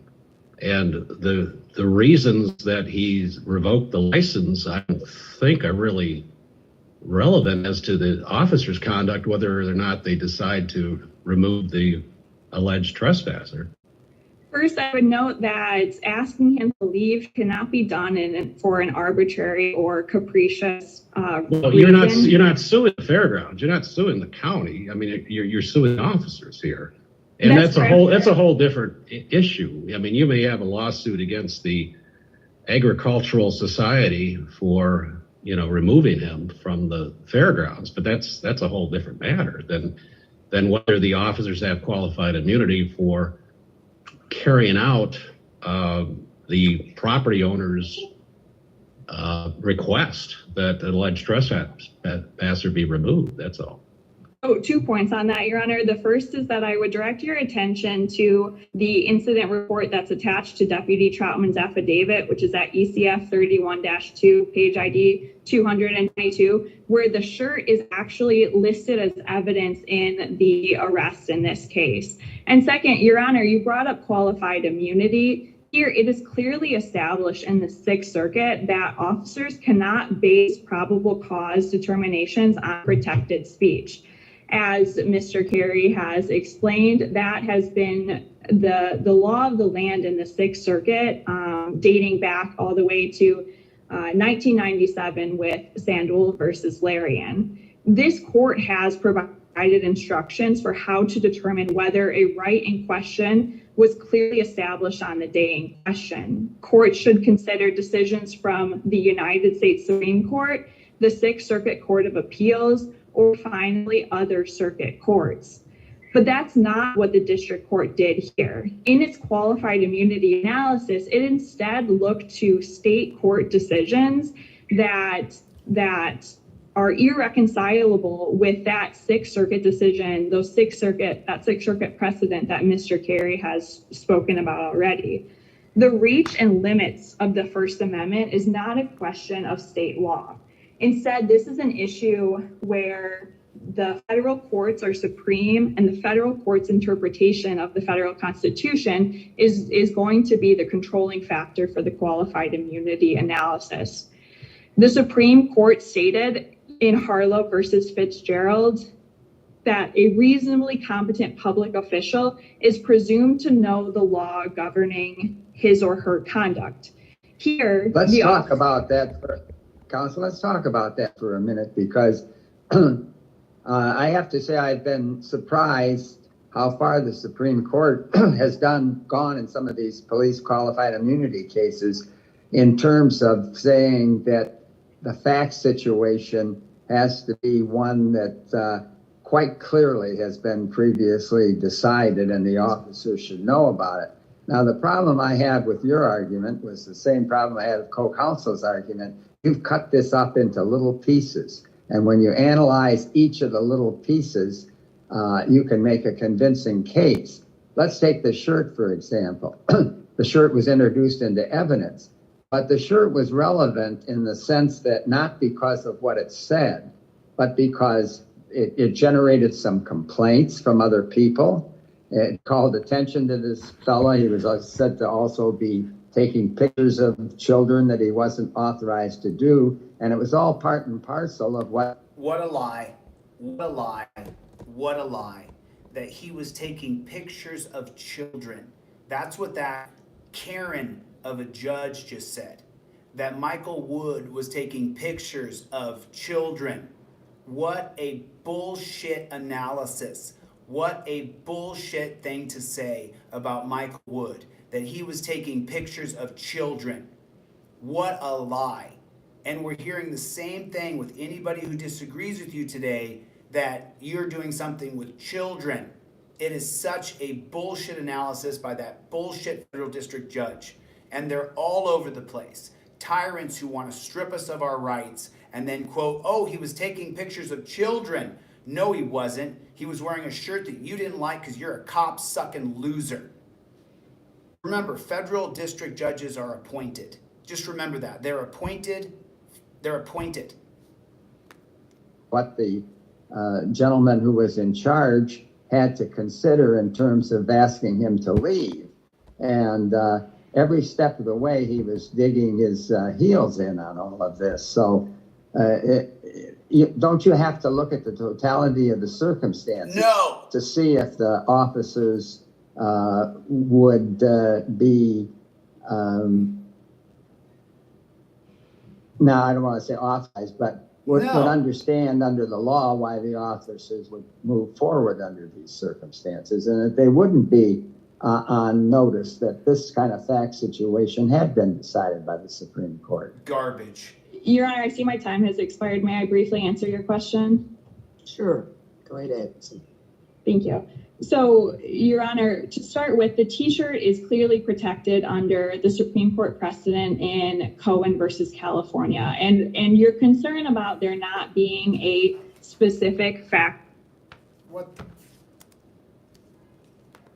case on point, I would say is belied somewhat by Sixth Circuit cases, including Barnes versus Wright, where in that case, the person, the arrestee, was cussing and ranting and raving, and the the Sixth Circuit there said that his comments did not rise to the level of fighting words. And then finally, Your Honors, I would just point to this court's decision in Cruz-Golias, where even though there was not a factually identical case on point, the Sixth Circuit's precedent established clear and specific principles that answer the question in this case. So here there are enough cases in the Sixth Circuit that get to the heart of the matter and clearly establish the principles at issue here. Okay. So they said Cohen versus California, that's on your trifold. If the cop tells you to watch your mouth, he was charged with disturbing the peace. It's held by Justice Harlan. One man's vulgarity is another man's lyric. Fact. By choosing these words, you get to know the depth of my feelings. The Brandeis formula says that people have the access to all materials and all words. The First Amendment allows free speech in all forms. I choose the words I use. I use my speech is not limited. There's supposed to be a period there, whatever. But now you understand it. Are you familiar of the two recent U.S. Supreme Court cases that have summarily reversed denials of qualified immunity, and particularly the statements in those cases that we look to Supreme Court cases to determine whether the right is clearly established, and even if we were to allow parties to review circuit court cases, then anyway, there's a statement in there that kind of implies the Supreme Court is looking at their own cases. What do you make of that? Just for the interest of it, I know it's dicta, and it's not, but sometimes we file the dicta, this Supreme Court too. So what do you make of that statement? Yes, Your Honor. So my first response is that even the fact that we're engaging in this conversation shows that it would be improper to rely on state court decisions to establish. Okay, sure. But to answer your specific question, Your Honor, I would say that Houston versus Hill makes this clear that that police officers are expected to endure some coarse criticisms, Your Honor. And the First Amendment protects such significant amounts of verbal criticism and challenge directed at police officers. The Houston court went on to note that the freedom of individuals to oppose or challenge police action verbally without thereby risking arrest is one of the principal characteristics by which we distinguish a free nation from a police state. And so even the Supreme Court precedent would point to the conclusion that Mr. Wood's statements were protected speech and cannot therefore serve as probable cause. Right. So again, Houston versus Hill is in your trifold. So when the cop says, let me talk, let me talk, let me talk, you have the right to interrupt police. What did she just say? She just quoted it. So I want you guys to notice something when you talk about hiring an attorney, right? When you talk about hiring, maybe you should just understand case law and case precedent. She mentioned Houston versus Hill. I'm reading to you on your trifold is exactly what she just stated to federal district judges. This isn't federal court. This is federal district court, and there's only a handful of them. The rest of them, like I'm suing the Ironton Police Department in federal court. If they rule against me, then I'll appeal to the federal district court. If they rule against me, then I'll apply for certiorari to file with the United States Supreme Court. And you can read it right here on your trifold. A certain amount of expressive disorder is inevitable in a society committed to individual freedom and must be protected if that freedom would survive. Fact, interrupting police is your God-given right. You have a God-given right to interrupt that pig. These guys are disgusting tyrants. And then it says here, officer, Mr. Hill interrupted police as they were doing their job. I have every right to speak over you if need be. You don't have to sit there and listen to some cop explain BS to you. And the reason why I have such contempt for them is because they arrest you and charge you with crimes, and then you have to deal with it in court. That's why the Toledo Police Department, the Toledo prosecutors better be very careful. If you waste my time or you waste Aaron Collins' time, you will face a federal lawsuit. But I want you to notice, when the judge tries to drag her into deep water and say, well, the new Supreme Court said, and she says, no. Case precedent determines, not a new holding. That's not how it works. We go all the way back to our Bill of Rights, and everybody needs to understand that. If you sit down in case precedent, and Neil Gorsuch in Thompson versus Clark tried to drag the attorney into deep water and say, well, what if this or what if that? And the attorney said, actually, the holding here, Scalia said that, and the holding here, Ruth Bader Ginsburg said this. And then the new judges are like, well, we're stuck with case precedent. We have to go by case precedent. But I want you to hear how she's sitting down. And now the next attorney, the judges are going to try to drag him into deep water. And he just continues to recite case precedent. Just recite case precedent. Here's the case precedent on that. So if you're facing a prosecution, you just sit down in the former cases that decided your case precedent. Don't try to argue back and forth with the lawyer and the judge. They're going to try to work against you, even the public pretenders. It just incenses me. It just incenses me when the people who are in government try to cheat you out of your civil liberties. Thank you. Now listen to this. Listen to this guy. Genius, the way he presents his argument. Good morning. May it please the court. My name is Andrew Yasowitz, and I represent the Clark County deputies in this matter. I want to start, Judge Guy, with... Sorry, I misspoke. First, the defense comes, and listen to this piece of crap attorney try to circumvent your rights by using state court. Your last point about whether the law was clearly established. So qualified immunity has two prongs. Whether there was a constitutional violation and whether the constitutional violation was clearly established And the court can handle either prong in any order. So I'll start with the clearly established. As you noted, the Supreme Court has been very clear that the law must prohibit the officer's conduct in the particular circumstances before him. Especially in the Fourth Amendment context, the law cannot be defined at a high level of generality. That's what the magistrate judge did. She defined it at a high level of generality, e.g., there's a right to free speech in this country. Nobody disagrees with that. The burden is on the plaintiff to provide a case with similar circumstances. That's right. The burden is on the plaintiff who filed the suit to find the case precedent that would support his lawsuit. He's exactly correct, even though he's working for pigs. The plaintiff has not done that in this case. Leaving aside whether or not Sixth Circuit law can clearly establish anything, and I take your point, Judge Griffin, that the Supreme Court has questioned that. But for our purposes, even if we look at the Sixth Circuit case law that they've cited, it doesn't clearly establish a constitutional violation in this case because the facts aren't at all similar. They rely on Sandal v. Larian. That was a case in which a person in a truck driving past an abortion protest shouted an expletive out the window and raised his middle finger. And the court said that that was not fighting words. Green versus Barber was the encounter at a police station where there was a single expletive told to an officer.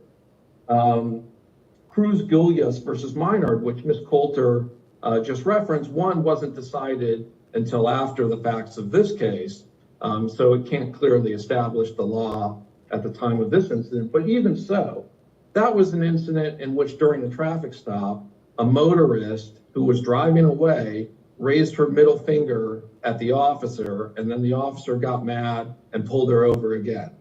And the Sixth Circuit said that that was not, gesturing with the middle finger was not fighting words. None of those cases are remotely similar to the facts here. What those cases establish is that a single expletive towards an officer is not going to be fighting words or a single. So you think that the more the individual talks, the more justified, the more expressive conduct there is, the more justified the arrest? Well, yes. What case tells us that? Sure. I would go back to, even if you look at their reference to Houston versus Hill, I don't disagree that a police officer must endure a significant amount of verbal criticism. And in this case, the officers did endure a significant amount of verbal criticism. But at some point, it crosses the line from, mere criticism to fighting words and to personal insults. What is it here that changed the tenor of the conversation from just obnoxious mouthing off to fighting words? Thank you. That's a great question, Your Honor. What changes the tenor here is when the language becomes personal and directly insulting the officer. Is there a case that makes a differentiation between general criticism of police and insulting to a particular officer? Yes, Chaplinsky versus New Hampshire. So in Chaplinsky versus New Hampshire, the cases that they're mentioning that you keep hearing are on your trifold. The cases that you keep hearing: search your car, watch your mouth, pat you down, don't film me, give me your ID, open your glove box, revoke consent. Is that a threat? Right here. Chaplinsky versus New Hampshire. Offensive words. Certain words are exempt from its protection when they instigate violence. reactions by listeners. You damned facet and you goddamned racketeer are labeled as fighting words. I can and I will use any words or set of words that I feel are appropriate. Do you see how you're hearing the exact cases that are on the trifold being mentioned here? Because when you inform the pig who's ruining your day of the law, he has to respect it or face a civil rights lawsuit. It's so important. In Chaplinsky versus New Hampshire, which was the lead So Supreme. if you're obnoxious about the police in general, the officers have to take it. But then if you criticize one officer in particular, there's probable cause to arrest you. I think the distinction is more if you are talking about the situation, this arrest is bull versus directly insulting the officer. You are an effing thief. That's the difference. And that's what Chaplinsky talks about. Resort to epithets or personal abuse is not safeguarded by the Constitution. Wrong, and he's going to lose the case because he's wrong. And the circumstances matter. Is it face to face? Is it said with a disarming smile? In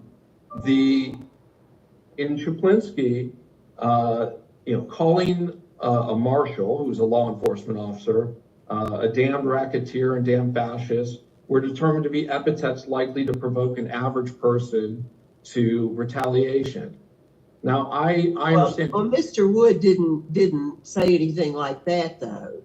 Right. Oh, he certainly, he said worse than that. Well, I mean, he had some choice words for the fellow who'd served in the Air Force. I mean, he said some things that were insulting, but he didn't include, and he called them thugs, but he did not raise it to the level of criminal activity, did he? Oh, I think he absolutely did. Oh my God. So he did more. If he had just called them thugs, oh my God, then I would agree with the appellants, but that's not. This lawyer is arguing on the side of censorship. Remember, in the 1971 case of Cohen versus California, if you listen to the oral arguments, the fact that I put in right here, this fact is what was in the exact oral arguments. This is in the exact, you go to OYAs and listen to them, and it says, by choosing these words, you fucking pigs, you fucking thief, you get to know the depth of my feelings. The Brandeis formula, look this up, look it up. This is a particular thing here, it's not small. Says free people have access to all materials and all words. You can say anything you want to these filthy, disgusting pigs. You can say whatever you want. And this lawyer saying, well, if he'd just not used those curse words and just called them thugs, he's a piece of shit. It's incensing. It's not what he did. He called them bitch ass fucking pigs. And they are. Dirty rat bastards. They he are. got into Deputy Steiger's face. Yeah, you get in my face, Got deputy. into her face and called her a fucking pig. You are a fucking pig. He got into Deputy Johnson's face when he was asked to leave through the front entrance and said, the lawyer's lying. You just saw the video. He didn't get in anybody's face. He was walking away. that's your fucking fat ass problem, motherfucker. Exactly. He called them pussies. They He called are. Deputy Shaw a motherfucker. He is. It's interesting, and that's only to the officers. I understand that the officers might be held to a different standard, but then he also called Blair, who's a civilian, a motherfucker and a fucking flyboy. He is. If there is a raised level of, abusive speech that officers have to take, Mr. Blair doesn't have to take it. He's not a police officer. Well, Mr. Blair, it's a little unclear to me what Mr. Blair's status is. He's not a defendant in the case. That's correct. He's not. But it appears that, what sort of entity owns the fair, and is there any evidence about that in the record? There's no evidence about that in the record. The evidence in the record is that Mr. Blair is the executive director of the Clark County Fair. That's the evidence in the record about Mr. Blair. Does the county have an affiliation with the fair? I don't know. I don't know that it makes much difference if he's not, but you implied he's a private individual, and I'm just not sure that you can draw either the inference that he's a private individual or the inference that he's a public official from the record.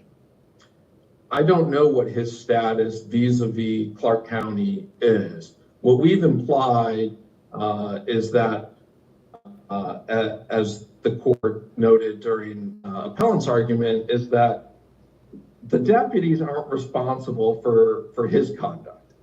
If, early on in the encounter, Mr. Blair says he's going to call an attorney because, Mr. Wood says he's going to call an attorney because Mr. Blair is ordering him to leave the property. That's perfectly his right. That's what he could have done. He could have sued Mr. Blair. He chose not to do so. And, I'm defending the deputies and not Mr. Blair's conduct. Yeah, the pigs arrested him. That's why he's not suing. He's suing the pigs and not Mr. Blair, who was the cop sucker. There was a conspiracy claim alleged in this case with Mr. Blair and the deputies. That was dismissed, and it's not part of this appeal. I do want, because there's been argument about whether state law applies and what the applicability of state law is here, I want to address that before my time is up. This court has consistently cited to state case law when deciding whether probable cause exists for an arrest. In our brief, we cite Harris versus United States, which relied on Ohio decisions interpreting arrest, resisting arrest, and disorderly conduct for the purpose of determining probable cause. Young versus Owens, which relied on Ohio case law in Ohio's receiving stolen property statute. And more recently, in the additional citation that we filed, Barrera versus City of Mount Pleasant, this court also referenced state case law, in that case, Michigan case law, in making a probable cause determination. But how She's going to hammer him here in a minute. I've already listened to these. about whether the speech is protected by the First Amendment? In the First Amendment context, don't we look to federal constitutional law rather than Ohio state law? Yes, we do. Well, we're determining whether, we are looking at a state offense, disorderly conduct, and we're determining whether whether the elements of the Ohio statute have been satisfied, but even if they have, if the conduct is protected by the First Amendment, that's a federal issue, is it not, rather than a state issue? Well, I think that whether the law is clearly established is a federal issue. Well, he's fundamentally, this is a lawsuit in which Mr. Woods alleges the violation of a federal constitutional right. So, I mean, you might want to start there. Yeah. Well, in every Section 1983 lawsuit, the plaintiff is alleging a violation of a federal constitutional right. Which may well mean that the parameters of the federal constitutional right, that the most applicable cases are going to be those that deal with the violation of the federal constitutional right. That's correct? right. Those could be in state court, but they're most apt to be federal cases. The federal constitutional right at issue in this case is whether there was probable cause or not for his arrest for a state statute. Ohio courts interpret the boundaries of Ohio's disorderly conduct statute far more often than the Sixth Circuit or the U.S. Supreme Court does. And the case law is that it's the state, the state. Are you suggesting that it's inappropriate for, I suppose you're not suggesting that it's inappropriate for us to be the determiners of the point at which the state criminal law does not permit an arrest that is constitutional under. I'm not suggesting that at all. I think that goes to what the law, what the Sixth Circuit has clearly established the law to be. So essentially what she says here is she says to him, are you suggesting that the First Amendment, which is a federally protected right to speech, she says, are you suggesting that we don't have the right to hear this case? And he says, no, of course not, of course not. Just, the lawyer's a dipshit. In this case, the Sixth Circuit has, as I said, consistently relied on state court cases to help determine whether there's probable cause. It's the federal probable cause standard that controls, but that's something different. No, it's because not. The standards for probable cause under state law and federal law could be different. A state could have a more restrictive probable cause analysis. An arrest could be prohibited by state law, but constitutional under federal law. State courts might view certain probable cause facts differently than the federal courts. So I would agree that the federal probable cause standard applies, but you would also agree that the federal First Amendment standard applies, do you not? Sure, but I think you can look to state court cases. No. To find out what the First Amendment means? No, to find out whether there's a reasonable officer could believe that there's probable cause for an offense. So the way I look at it, you can have the elements of the state law crime here, but on top of that, it has to be constitutional.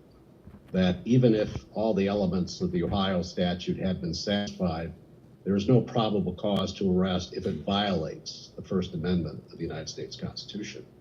So to determine that second question, I think you have to look to federal law rather than state law to find out what the First Amendment means. Yes. I think federal law is a factor, but I think you can also look to state law. No. Doesn't federal law trump state law as to matters of the United States Constitution? Yes. Okay. And so, I see that my time is up. If I can respond. If there are no other questions, I think we'll. Well, could I get an answer to that, Chuck Gibbons? Sure. I thought his one word was his answer. Oh, I'm sorry. I didn't hear you. No, I don't know. If he hadn't finished, I'm happy for him to finish. Let me put it to the court another way. There's nothing in Supreme Court or Sixth Circuit law that would tell a deputy to completely ignore state court opinions on how to interpret the disorderly conduct statute. Bullshit. If this court wants to say that the state court decisions over the last 40 years from Ohio, including a Supreme Court case from Ohio, are wrong. They are. Then I think this court can say that. But until this court says that, these deputies should be entitled to qualified immunity, and we would ask you that you affirm the decision of the district court. Thank you. All right, you all have 1 minute for rebuttal, I think. Ms. Coulter? Ms. Coulter's brilliant. She's brilliant. Yes, thank you, Your Honor. First, Judge Gibbons, I'd like to direct your attention to footnote 3 on page 16 of the trial court's decision, where they did say that Mr. Blair, was a quasi-state official. And so any criticism of public officials, as noted in Houston and its progeny, would apply to Mr. Blair as well. But I'd like to address what my friend on the other side said about fighting words. Your Honors, my friend on the other side is attempting to draw a line between when language becomes personal and is directly insulting to officers.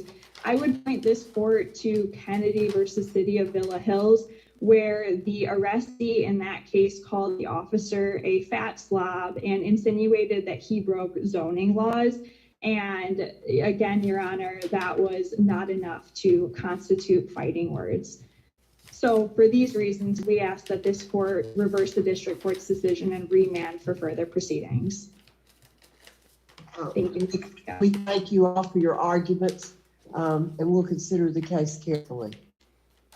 Okay, so they considered the case and they found on the side of Michael Wood. That's what they went back in and they sat down and talked about it. And for this lawyer to even suggest that state law should trump the First Amendment because the state law says this or the state law says that, it's just insulting to the intelligence of people who have studied constitutional law, case precedent, and understand your Bill of Rights at the basic level. You have a right to free speech. And when you talk about the Chaplinsky case, and I'm pretty sure. So when you talk about the Chaplinsky case right here that's on your trifold, fighting words is still the case precedent. You still can. So a good example of fighting words is if you went into a group of black people and called them a bunch of N'ers. You instigated that. You instigated the fight. You started fighting words. And so that's where the Chaplinsky case would hold water. However, that's if you go into a group of black men and start calling them N'ers. Whereas if you look at a cop who's in his official capacity, government and its agents are supposed to be able to take a bit of redress. They're supposed to have the thick skin that would be adequate to do that job. And so when you talk about that, you start to think about, well, you guys see how I talk to these filthy animals who sign up to torture systems and to rape cages and torture cuffs. I just let them know in no uncertain words, you're the problem in our society. You're the devil. When you pull behind people in that car, you're the terror in the night. You're the darkness. You're the fear. You're a disgusting pig. And you decided to do that knowing that you scare people. Knowing that you scare people. You enjoy what you do. You enjoy terrifying people. So do me a favor, you guys. Hit your number 1 button. Let me know where you guys are watching from. Take your finger, hit the like button. If you guys, now I want you guys to notice something. If you listen to those whole oral arguments with me, they listed 3 of the 12 cases that are in the trifold. That's why they're in the trifold. Because you can say anything you want to filthy pigs. Your words are not limited. You don't have to answer any questions. You have the right. Where are you going? I don't answer any questions. Here's this. I invoke my Fifth Amendment right. Oh, but I'm only asking you where you're going. Officer, I just told you. I just showed you. I showed the camera right here, and I showed you, filthy pig. I invoke my Fifth Amendment right to remain silent. Any further questioning, I'll consider harassment. I'll file your same pig shack you work at, and then if you continue to harass me, I will sue you. Because you can sue anybody you want, anytime you want, regardless of what a private corporation says. I'll give you an example. If you're on Instagram, and someone continually harasses you and disparages your good name, and they continually make posts about you on Instagram, you can sue them. You may have reported it to Instagram, and Instagram didn't do anything about it. You may have reported the comment that called you a thief or a liar or whatever they called you. It doesn't matter though, because you can still file a lawsuit against that person, especially if they're making money by making fun of you and disparaging your good name and putting you in a negative light or intentional infliction of emotional distress over time, especially after you've told them to cease and desist. You can sue anybody in our country anytime you want. And there is no limitation. The way they limited it is through the 1951 case of Tenney versus Brandoff, where they said legislators and judges would receive qualified immunity, and then they extended that again in the 1967 case of Pearson versus Ray, where they gave immunity to cops and to prosecutors. So judges, legislators, prosecutors, and pigs are the only people who can't be sued. You don't need money to sue. You straight sue their asses yourself. Don't you wait for someone to do it for you. I told this to Deborah. Deborah filed her own federal civil rights lawsuit. She did it herself. So now you guys can see, if you've been here, that 3 of the 12 squares on the trifold are listed in civil rights cases. And then the stupid appellate court, they said, oh, well, Ohio state law said this. And when you got to the federal judges that are experts in the Bill of Rights and the Constitution, they said this is a constitutional claim. This is not a state claim. This person is suing because his First Amendment right was chilled, not because of what the state did. And it's never ending. It's just, it never ends. So now let me show you guys something else real quick.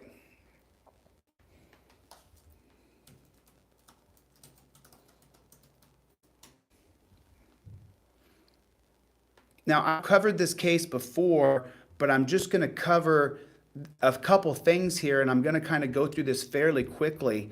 I want you guys I've actually done these oral arguments in total, but I want you guys to read some of the things that are said here. The case is submitted. We'll hear argument next, number 86-243, the City of Houston versus Raymond Wayne Hill.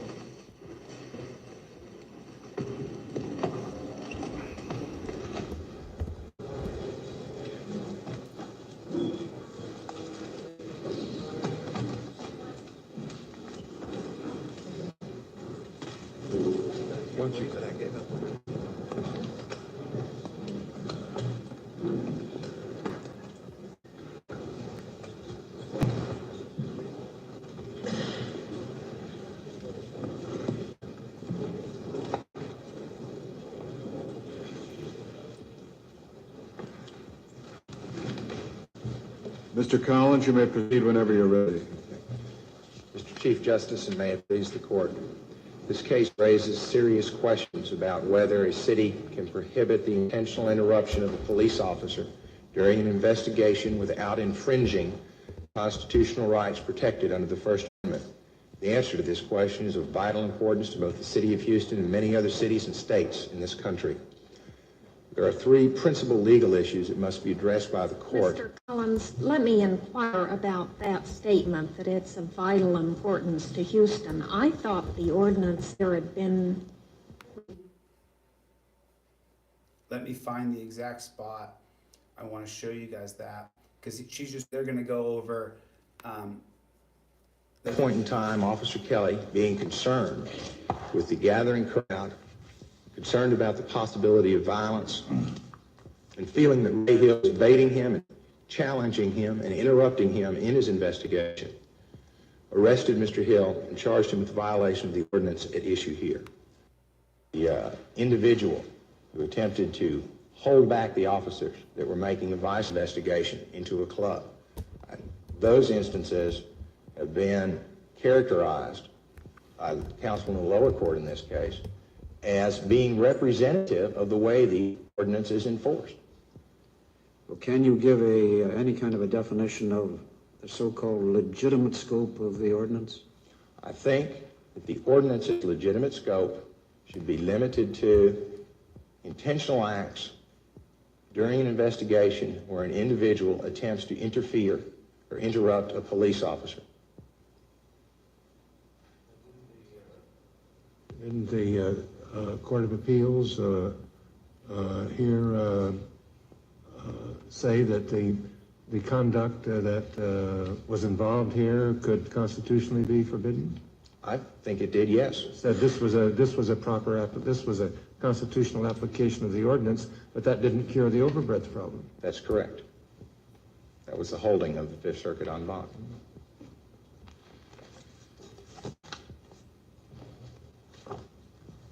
How do you distinguish can't you intend to interrupt an investigation or arrest by speech alone?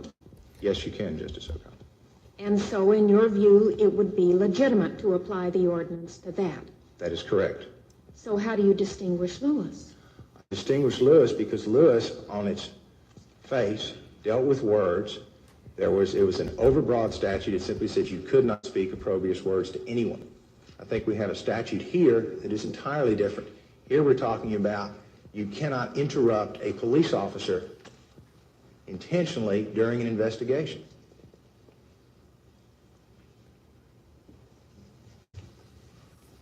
The only other instance. What is left other than speech that isn't preempted by the other state laws? I mean, you say interrupt an investigation. How do you do it other than by speech unless you physically stop the officer? That'd be covered by the assaulting an officer statute. Touched him or caused bodily injury, it would be covered by the assault statutes. But if you walked into the middle of the investigation, stood next to the arresting officer and a suspect, and began talking in a loud voice while he was reading Miranda warnings to the suspect, that's certainly conduct. Right. It's also speech with action. It's like, So in your view, it only applies to speech. no, it will also apply to conduct. It can apply to somebody who walks into the middle of an investigation. Let's say they were holding a sign on the side, and the officer is doing an investigation of somebody, and they walk out of the street, and while the officer is interrogating the individual, they take the sign and they put it right in front of the officer and the individual and they interfere with it. Does the sign say something on it?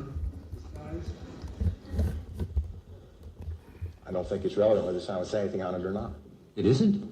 You don't think it'd be speech if it said something on it? It would be speech, but it would also be conduct.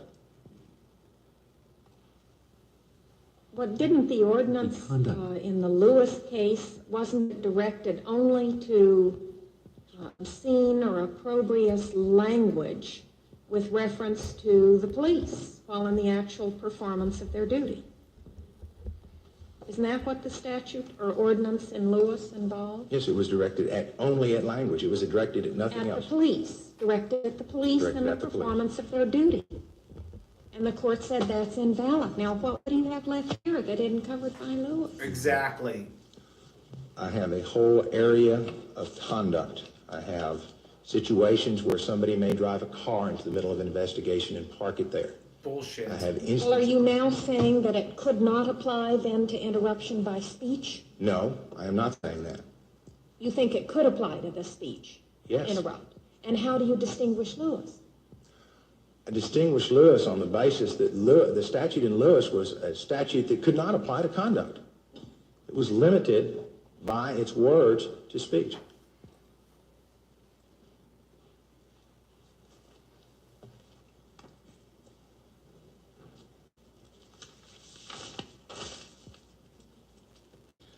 The other thing that needs to be made as far as the ordinance goes, the other point that needs to be made is that in many instances, this ordinance is violated by an individual who refuses to obey an officer. Obey? In some respects, the ordinance can be characterized as a refusal to move on ordinance. Ridiculous. The other important fact to remember about the ordinance is the ordinance itself does not include trivial and insignificant interruptions within its ambit. There's testimony in the record by the city's chief prosecutor that these are not considered to be violations under the ordinance. So what you have is an ordinance that regulates and prohibits. What it prohibits is within a narrow range. It prohibits conduct intentionally done with a view to interrupt and interfere with a police officer at the time that they're making their investigation. There are a number of statutes contained in the appendix to the city's reply brief that use similar words. The city's ordinance, they would use words like hinder, obstruct. Most of them have scienter requirements. Some of them are a little different in that they do apply to language by their own terms.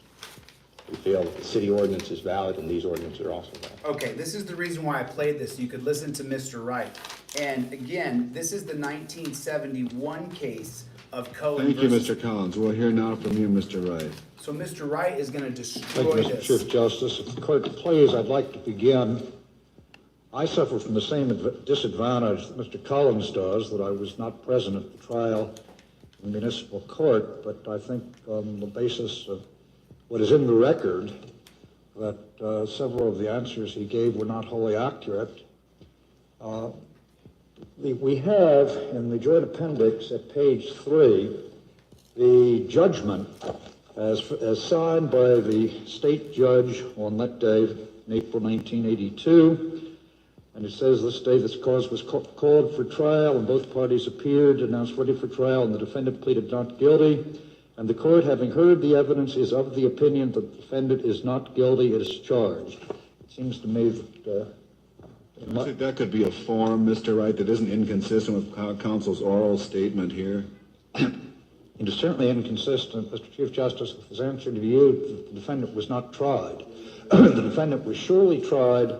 It was not a dismissal on some legal reason. It is an entry of a judgment that he is not guilty, and to me that amounts to an acquittal. In response to a question from Justice O'Connor about the status of the ordinance, Mr. Collins said that at an early stage in the code revision process, the thought was that possibly the ordinance should be repealed. If you will look at the footnote at the bottom of page 11 of our brief, we state the fact that the Houston City Council unanimously passed motion number 81-1303 on April 7th, 1981, approving the City Legal Department's recommendation to omit the ordinance from what ultimately became the revised 1985 Code of Ordinances, so that it was not merely a thought that possibly we will repeal the ordinance. It was an act by the City Council saying in the new Code of Ordinances this is not to appear. Well, Mr. Wright, perhaps I didn't follow you just then.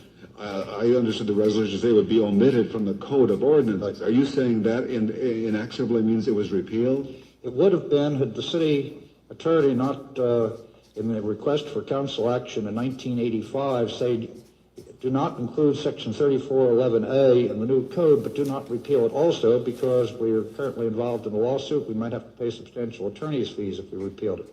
So it isn't repealed? It is not repealed, no.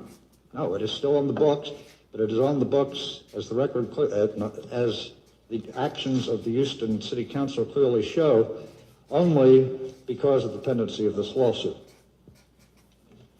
Getting to the constitutional issue itself,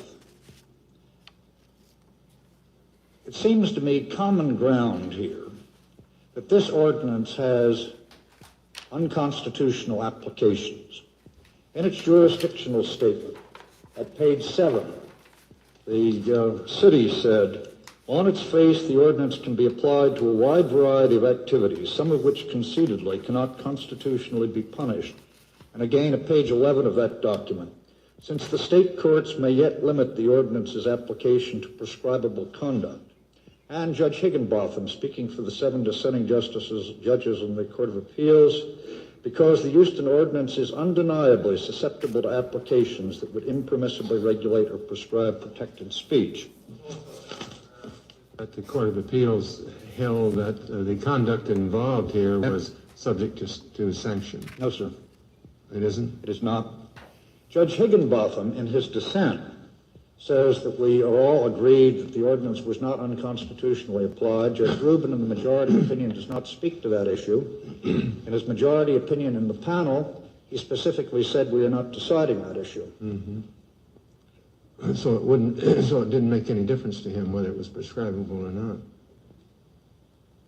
No, on the view that he took of the case, he found it invalid for overbreadth, did not, as we read the opinion, reach the issue of as applied. That is the subject of a cross appeal that we took and on which this court has not yet ruled. Because it carries with it. Why did you take a cross appeal? Pardon? Why did you take the cross appeal? To collect damages, since he held that we were not entitled to damages, and also that for reasons that we do not fathom, that we're not entitled to have expunged the record of Mr. Hill's arrest. But you weren't appealing against any claim that the ordinance was constitutionally applied in this case? We were taking a cross appeal from the failure to award us remedies to which we believe that we are entitled.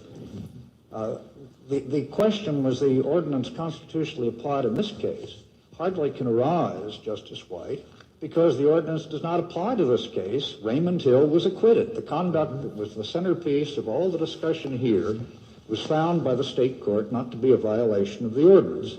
The case is here in response to Justice Marshall's question because Raymond Hill, having been arrested 4 times for violation of this ordinance, never having been convicted, has what all of the judges below thought was reason to believe that this is a significant threat that it may happen to him in the future. And so it gives him standing, right? Different from O'Shea and Rizzo and Lyons, those cases. The judges below thought so, and I submit so, yes. That this is a much stronger case for standing than, for example, Steffel, where there has never even been one arrest, but in which the person sees that his companion is arrested, and so he brings the action for a declaratory judgment that... That's right. Anyone who reads the first dozen pages of Mr. Hill's testimony knows that he'll be back. That seems to me a fair statement, Justice Marshall. That's what the Court of Appeals thought, too. Yes, I think so. But we have an ordinance that everyone agrees reaches some forms of speech that are constitutionally protected. On the other side, the argument then really is not, is this ordinance overbroad? Of course it is. The question has to be, in the terms in which this Court formulates it, is it substantially overbroad? And there, our submission is that it is hard even to think of a valid application of the ordinance given the Texas preemption doctrine.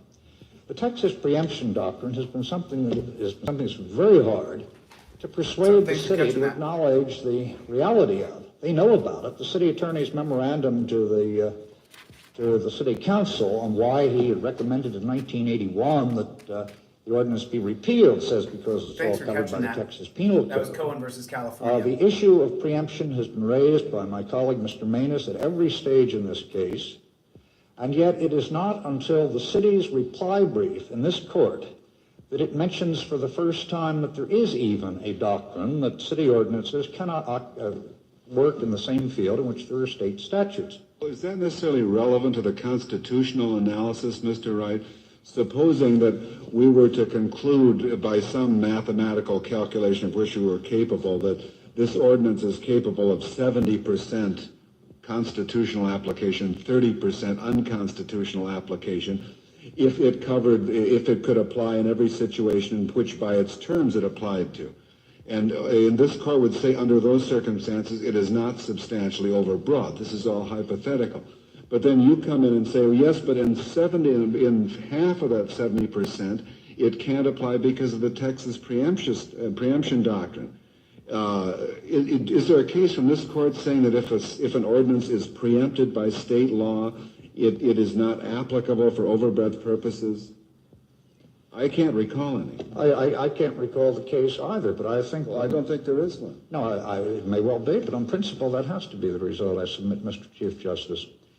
That the reason for Broderick versus Oklahoma and for the substantial overbreadth is that if a statute in most of its applications is valid, then we're not going to strike it, even though there is some imprecision and it stretches too far at the outside. But if it turns out that the statute, though making a pretty verbal display of covering a lot of conduct that validly can be prohibited, in fact doesn't, and I don't think it's a question of 30%, I would be very hard put, and be happy to hear Mr. Collins help us, with a single instance in which the ordinance can validly be applied today as a matter of Texas law to conduct that is not constitutionally protected. Okay, so let me show you guys something, and I want to show you guys the reason why I turned this on. I'm going to kind of scroll quick, and I did have a clerical error. I was looking at the trifold, and I put the 1971 case of Cohen versus California, and then I wrote Houston versus Hill, so I made an error. It's a 1987 case. I appreciate the person who caught that. Thanks a lot. It means a lot, because as you know, it doesn't matter what you do, you're just going to get these trolls that are going to come in. And I want to get to the next argument that I wanted to share with you guys that is going to be so persuasive when you hear this other lawyer talk, and he goes into detail about how the reason why you have free speech is because the the veracity, the level, the intensity of your speech will just show you how much you actually care about. I would agree on its face, it is, but I also think that this court has in the past taken cognizance of administrative determinations and administrative instructions placed. I mean, just the very change of the words didn't. This is the guy, Robert Collins, who made this argument, and he gives a really beautiful argument here to John Paul Stevens as why speech should not be limited at all whatsoever. And I wanted you guys, we're just going to listen to this Collins bit because I've been on here for 2.5 hours. And so I want to just listen to this Collins bit with you guys. Chime in where you guys are watching from. We got a new room. Make sure that you guys hit the like button because a lot of people can't stay on this long. And so I wanted you guys just to hit the #1 button. Let me know where you guys are watching from. And then this is going to be the last part. This part, Mr. Collins here, what he says is part of what I put into the trifold for the Houston versus Hill part of the trifold. And I'll pull this up with the trifold and I'll show this to you guys in a second. But I want you guys to hear Mr. Collins' argument for free speech. It's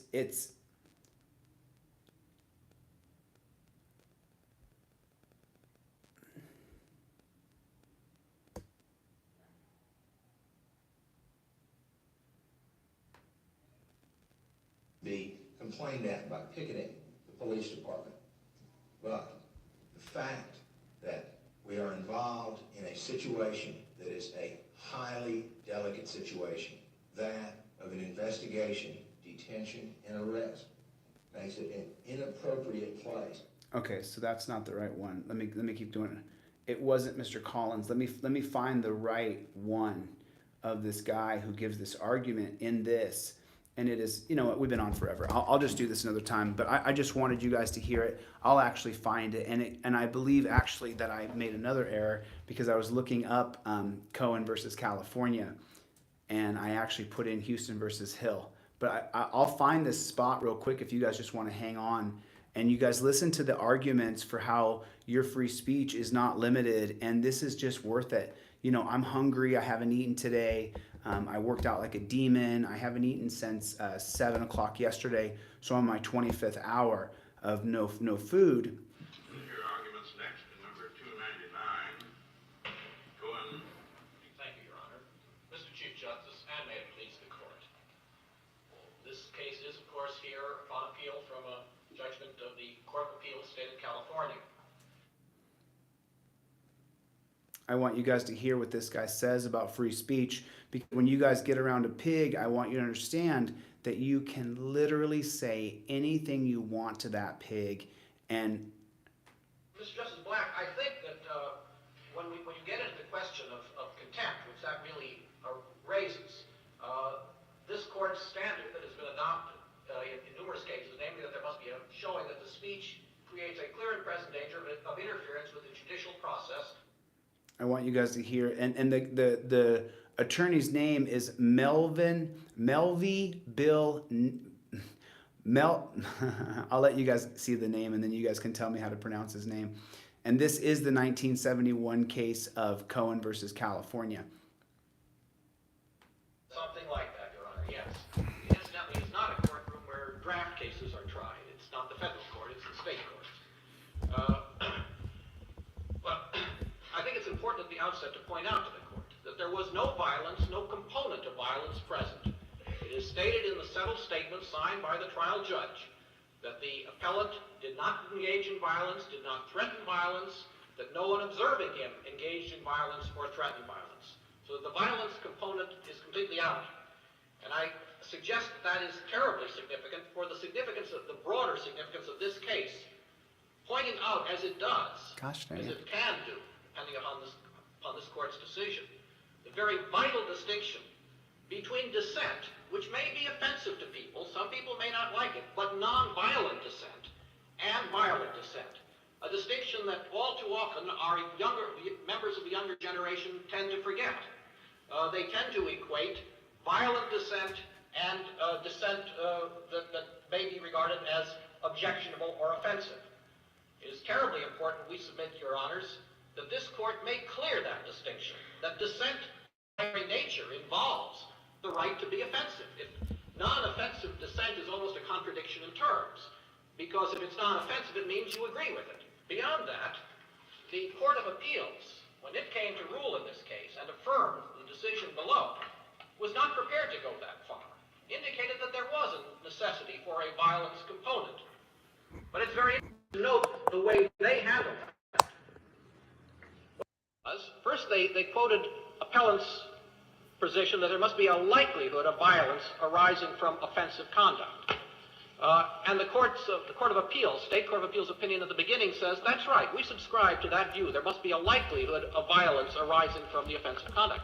But then in the course of the opinion, they go on to say, it's sufficient if there is a tendency to violence, if a violent act might occur. And then they say this might occur because a man walking with his wife and children seeing these words on the jacket might, emphasize, it's my emphasis, might resort to violence to attack this man who is exhibiting this word that is found offensive. Would it be your position that your client would have had a First Amendment right to say these words orally, face to face, to any person in the hall, outside the courtroom? Mr. Justice White, I don't think the distinction lies in whether it's oral or written.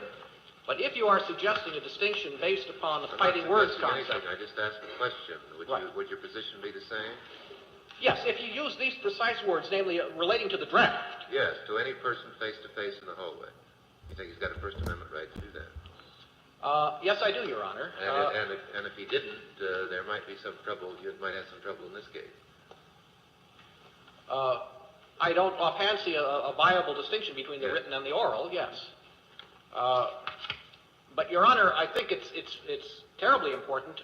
This suggests, perhaps you were not suggesting, but it suggests to me this line of the fighting words concept, taken from the Chaplinsky case decided by this court some years ago, where this court suggested that in certain circumstances, words may be regarded as fighting words because men will reasonably know that they will result in violence, and hence that those words are outside of the First Amendment. Is your view of fighting words different than, do you think fighting words are different than insulting words? No, Your Honor. That's precisely my point. I think they're synonymous. And hence, these are not fighting words because they're, well, perhaps I should be more specific. Insulting words, insulting the hearer, insulting the person to whom the words are addressed is what basic concept of fighting words refers to. As in Chaplinsky, damned racketeer and fascist. Here, there was no attack of the hearer. There was an opposition, verbal attack, if you will, on an institution, the selective service system, but not as against any of the viewers of this sign. And so, hence, we submit this does not at all come under the Chaplinsky fighting words concept. Well, let's go back to what Justice White was addressing himself to.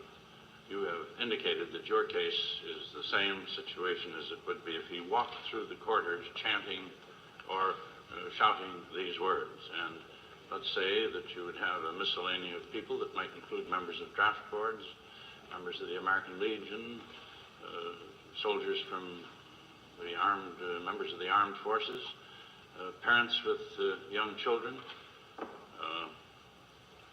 You suggest that these might not be fighting words in the context of that kind of an audience, potential audience?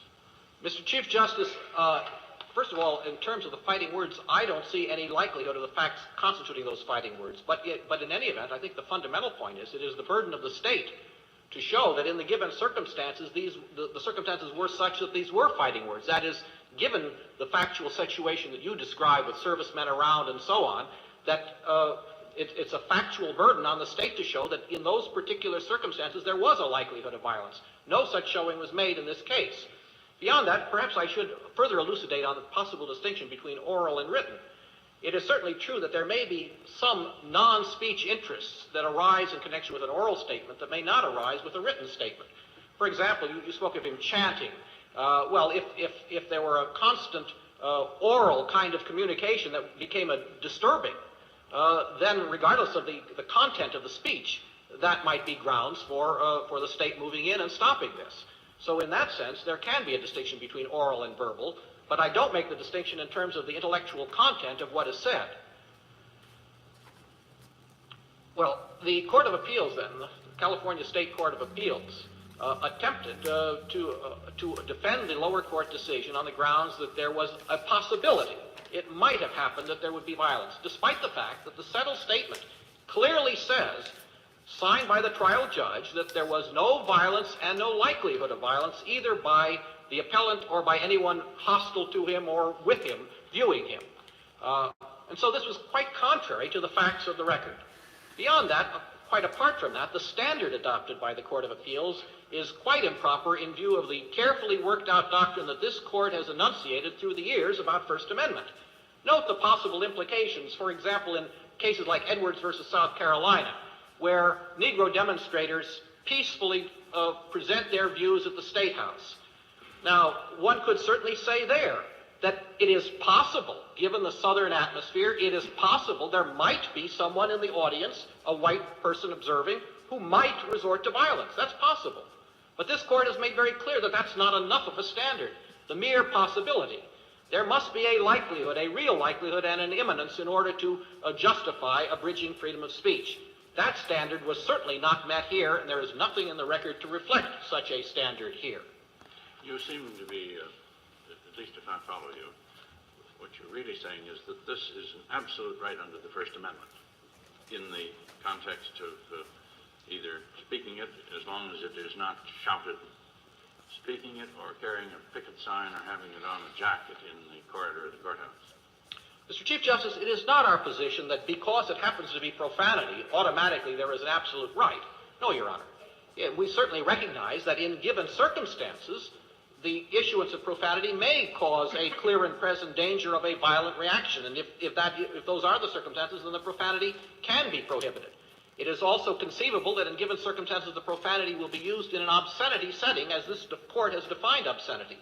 Again, under this court's decision, the First Amendment would not apply. It is also possible that the profanity or whatever is said may be used in circumstances where the person had no right to be where he was, a la the Adderley Doctrine. And then again, the mere fact that he's using profanity does not give him an absolute right to speak. But in a situation where the various contexts that this court has found justify not applying the First Amendment, where those contexts do not arise, as they do not arise here, then we submit, Your Honor, that the mere fact that this happens to be profanity does not justify the state from coming in and stopping the statement. We submit, Your Honors, that there are very serious and important First Amendment implications here that should be realized, and I'd like at this point then to trace them. Because having passed the point, and I certainly would be happy to come back if any of the court wishes, on any of these various exclusionary grounds why the First Amendment does not apply, assuming that none of those are pertain, and we submit they do not, as set forth in the whole Part 1 of our brief, going to Part 2 of our brief, why is profanity itself worthy of protection? This is brilliant. One really doesn't have to put it in that right context here. because Listen the to First this. Amendment says speech is protected. You don't have to justify it on any other ground. But let's look for a moment at the policy reasons which underlie the First Amendment, if we may, and see why they do apply in the area of profanity as well as elsewhere. We know that one fundamental reason, as Justice Brandeis pointed out in his famous Whitney concurrence, one fundamental reason why free speech is important is because of its contribution to the democratic dialogue. A self-governing people can govern wisely only if they hear all material, all data from all sources. And this court made that point again most recently in the Red Lion case. But now what does this have to do with communicating dialogue? I challenge you guys, look up Warren Burger. Everybody look up Warren Burger. This guy's one of the biggest pieces of crap to ever be on the Supreme Court, and he was the Supreme Court Chief Justice. He's such garbage. Or discussion of public issues. Your Honor, I understand the argument can be made, and perhaps you by implication are making it. Why did he have to use these words? Why couldn't he have simply said, I hate the draft, and have put forward the democratic dialogue equally as well? And we have a several-fold answer to that.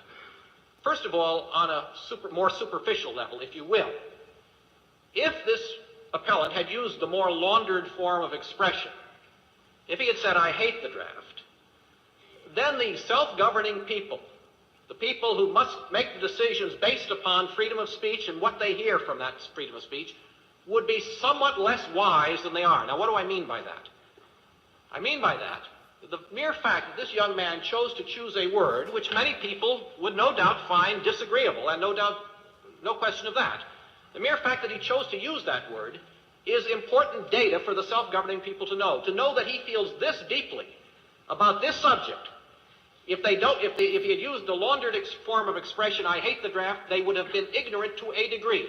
And as Dr. Meiklejohn said in his famous work, following the Brandeis formula, the self-governing people must have access to all material and all data. All words. Now, if they didn't know about his depth of feeling that was evidenced by this word, Depths of feelings. knowing that, what are the consequences? Well, they could be any one of a number. Maybe the self-governing people decides that if that's the attitude of young people, the penalty for the draft for avoiding the draft must be made more severe. Or on the contrary, it might be repeal of the draft, or any one of a number of other possibilities. The point is, they know somewhat less by the state stepping in and changing that kind of expression. A little more profoundly, though. But Why did he take his jacket off when he went in the courtroom? Mr. Justice Marshall, he took the jacket off because he was wearing the jacket as one would ordinarily wear the jacket. He was somewhat chilly. He knew that the sign was on there, and he knew that this showed the depth of feeling of young men, but he wasn't there to demonstrate or parade. And that's a point that the Court of Appeals makes in the course of their argument, or the course of their opinion, pardon me, says... The import of my question. I'm sorry, Your Honor. He was willing to do all this demonstrating, but he wasn't willing to do it in the courtroom. But, Your Honor, he was not... Does that lead me to believe he knew exactly what he was doing? Your Honor, he was... That he knew better than to wear it in the courtroom?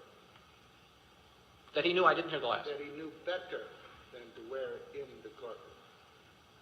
Perhaps he knew it would be improper to wear it in the courtroom. I've never questioned him on that, and there's nothing in the record on that. I don't know. But you put emphasis that he folded it up. Yes, indeed. But he still has a right to parade around the courthouse halls with it, knowing that that building has nothing to do with the draft in any form or fashion. Am I right? You're quite right, Your Honor. And you emphasize that. Yes, Your Honor. And my question is why?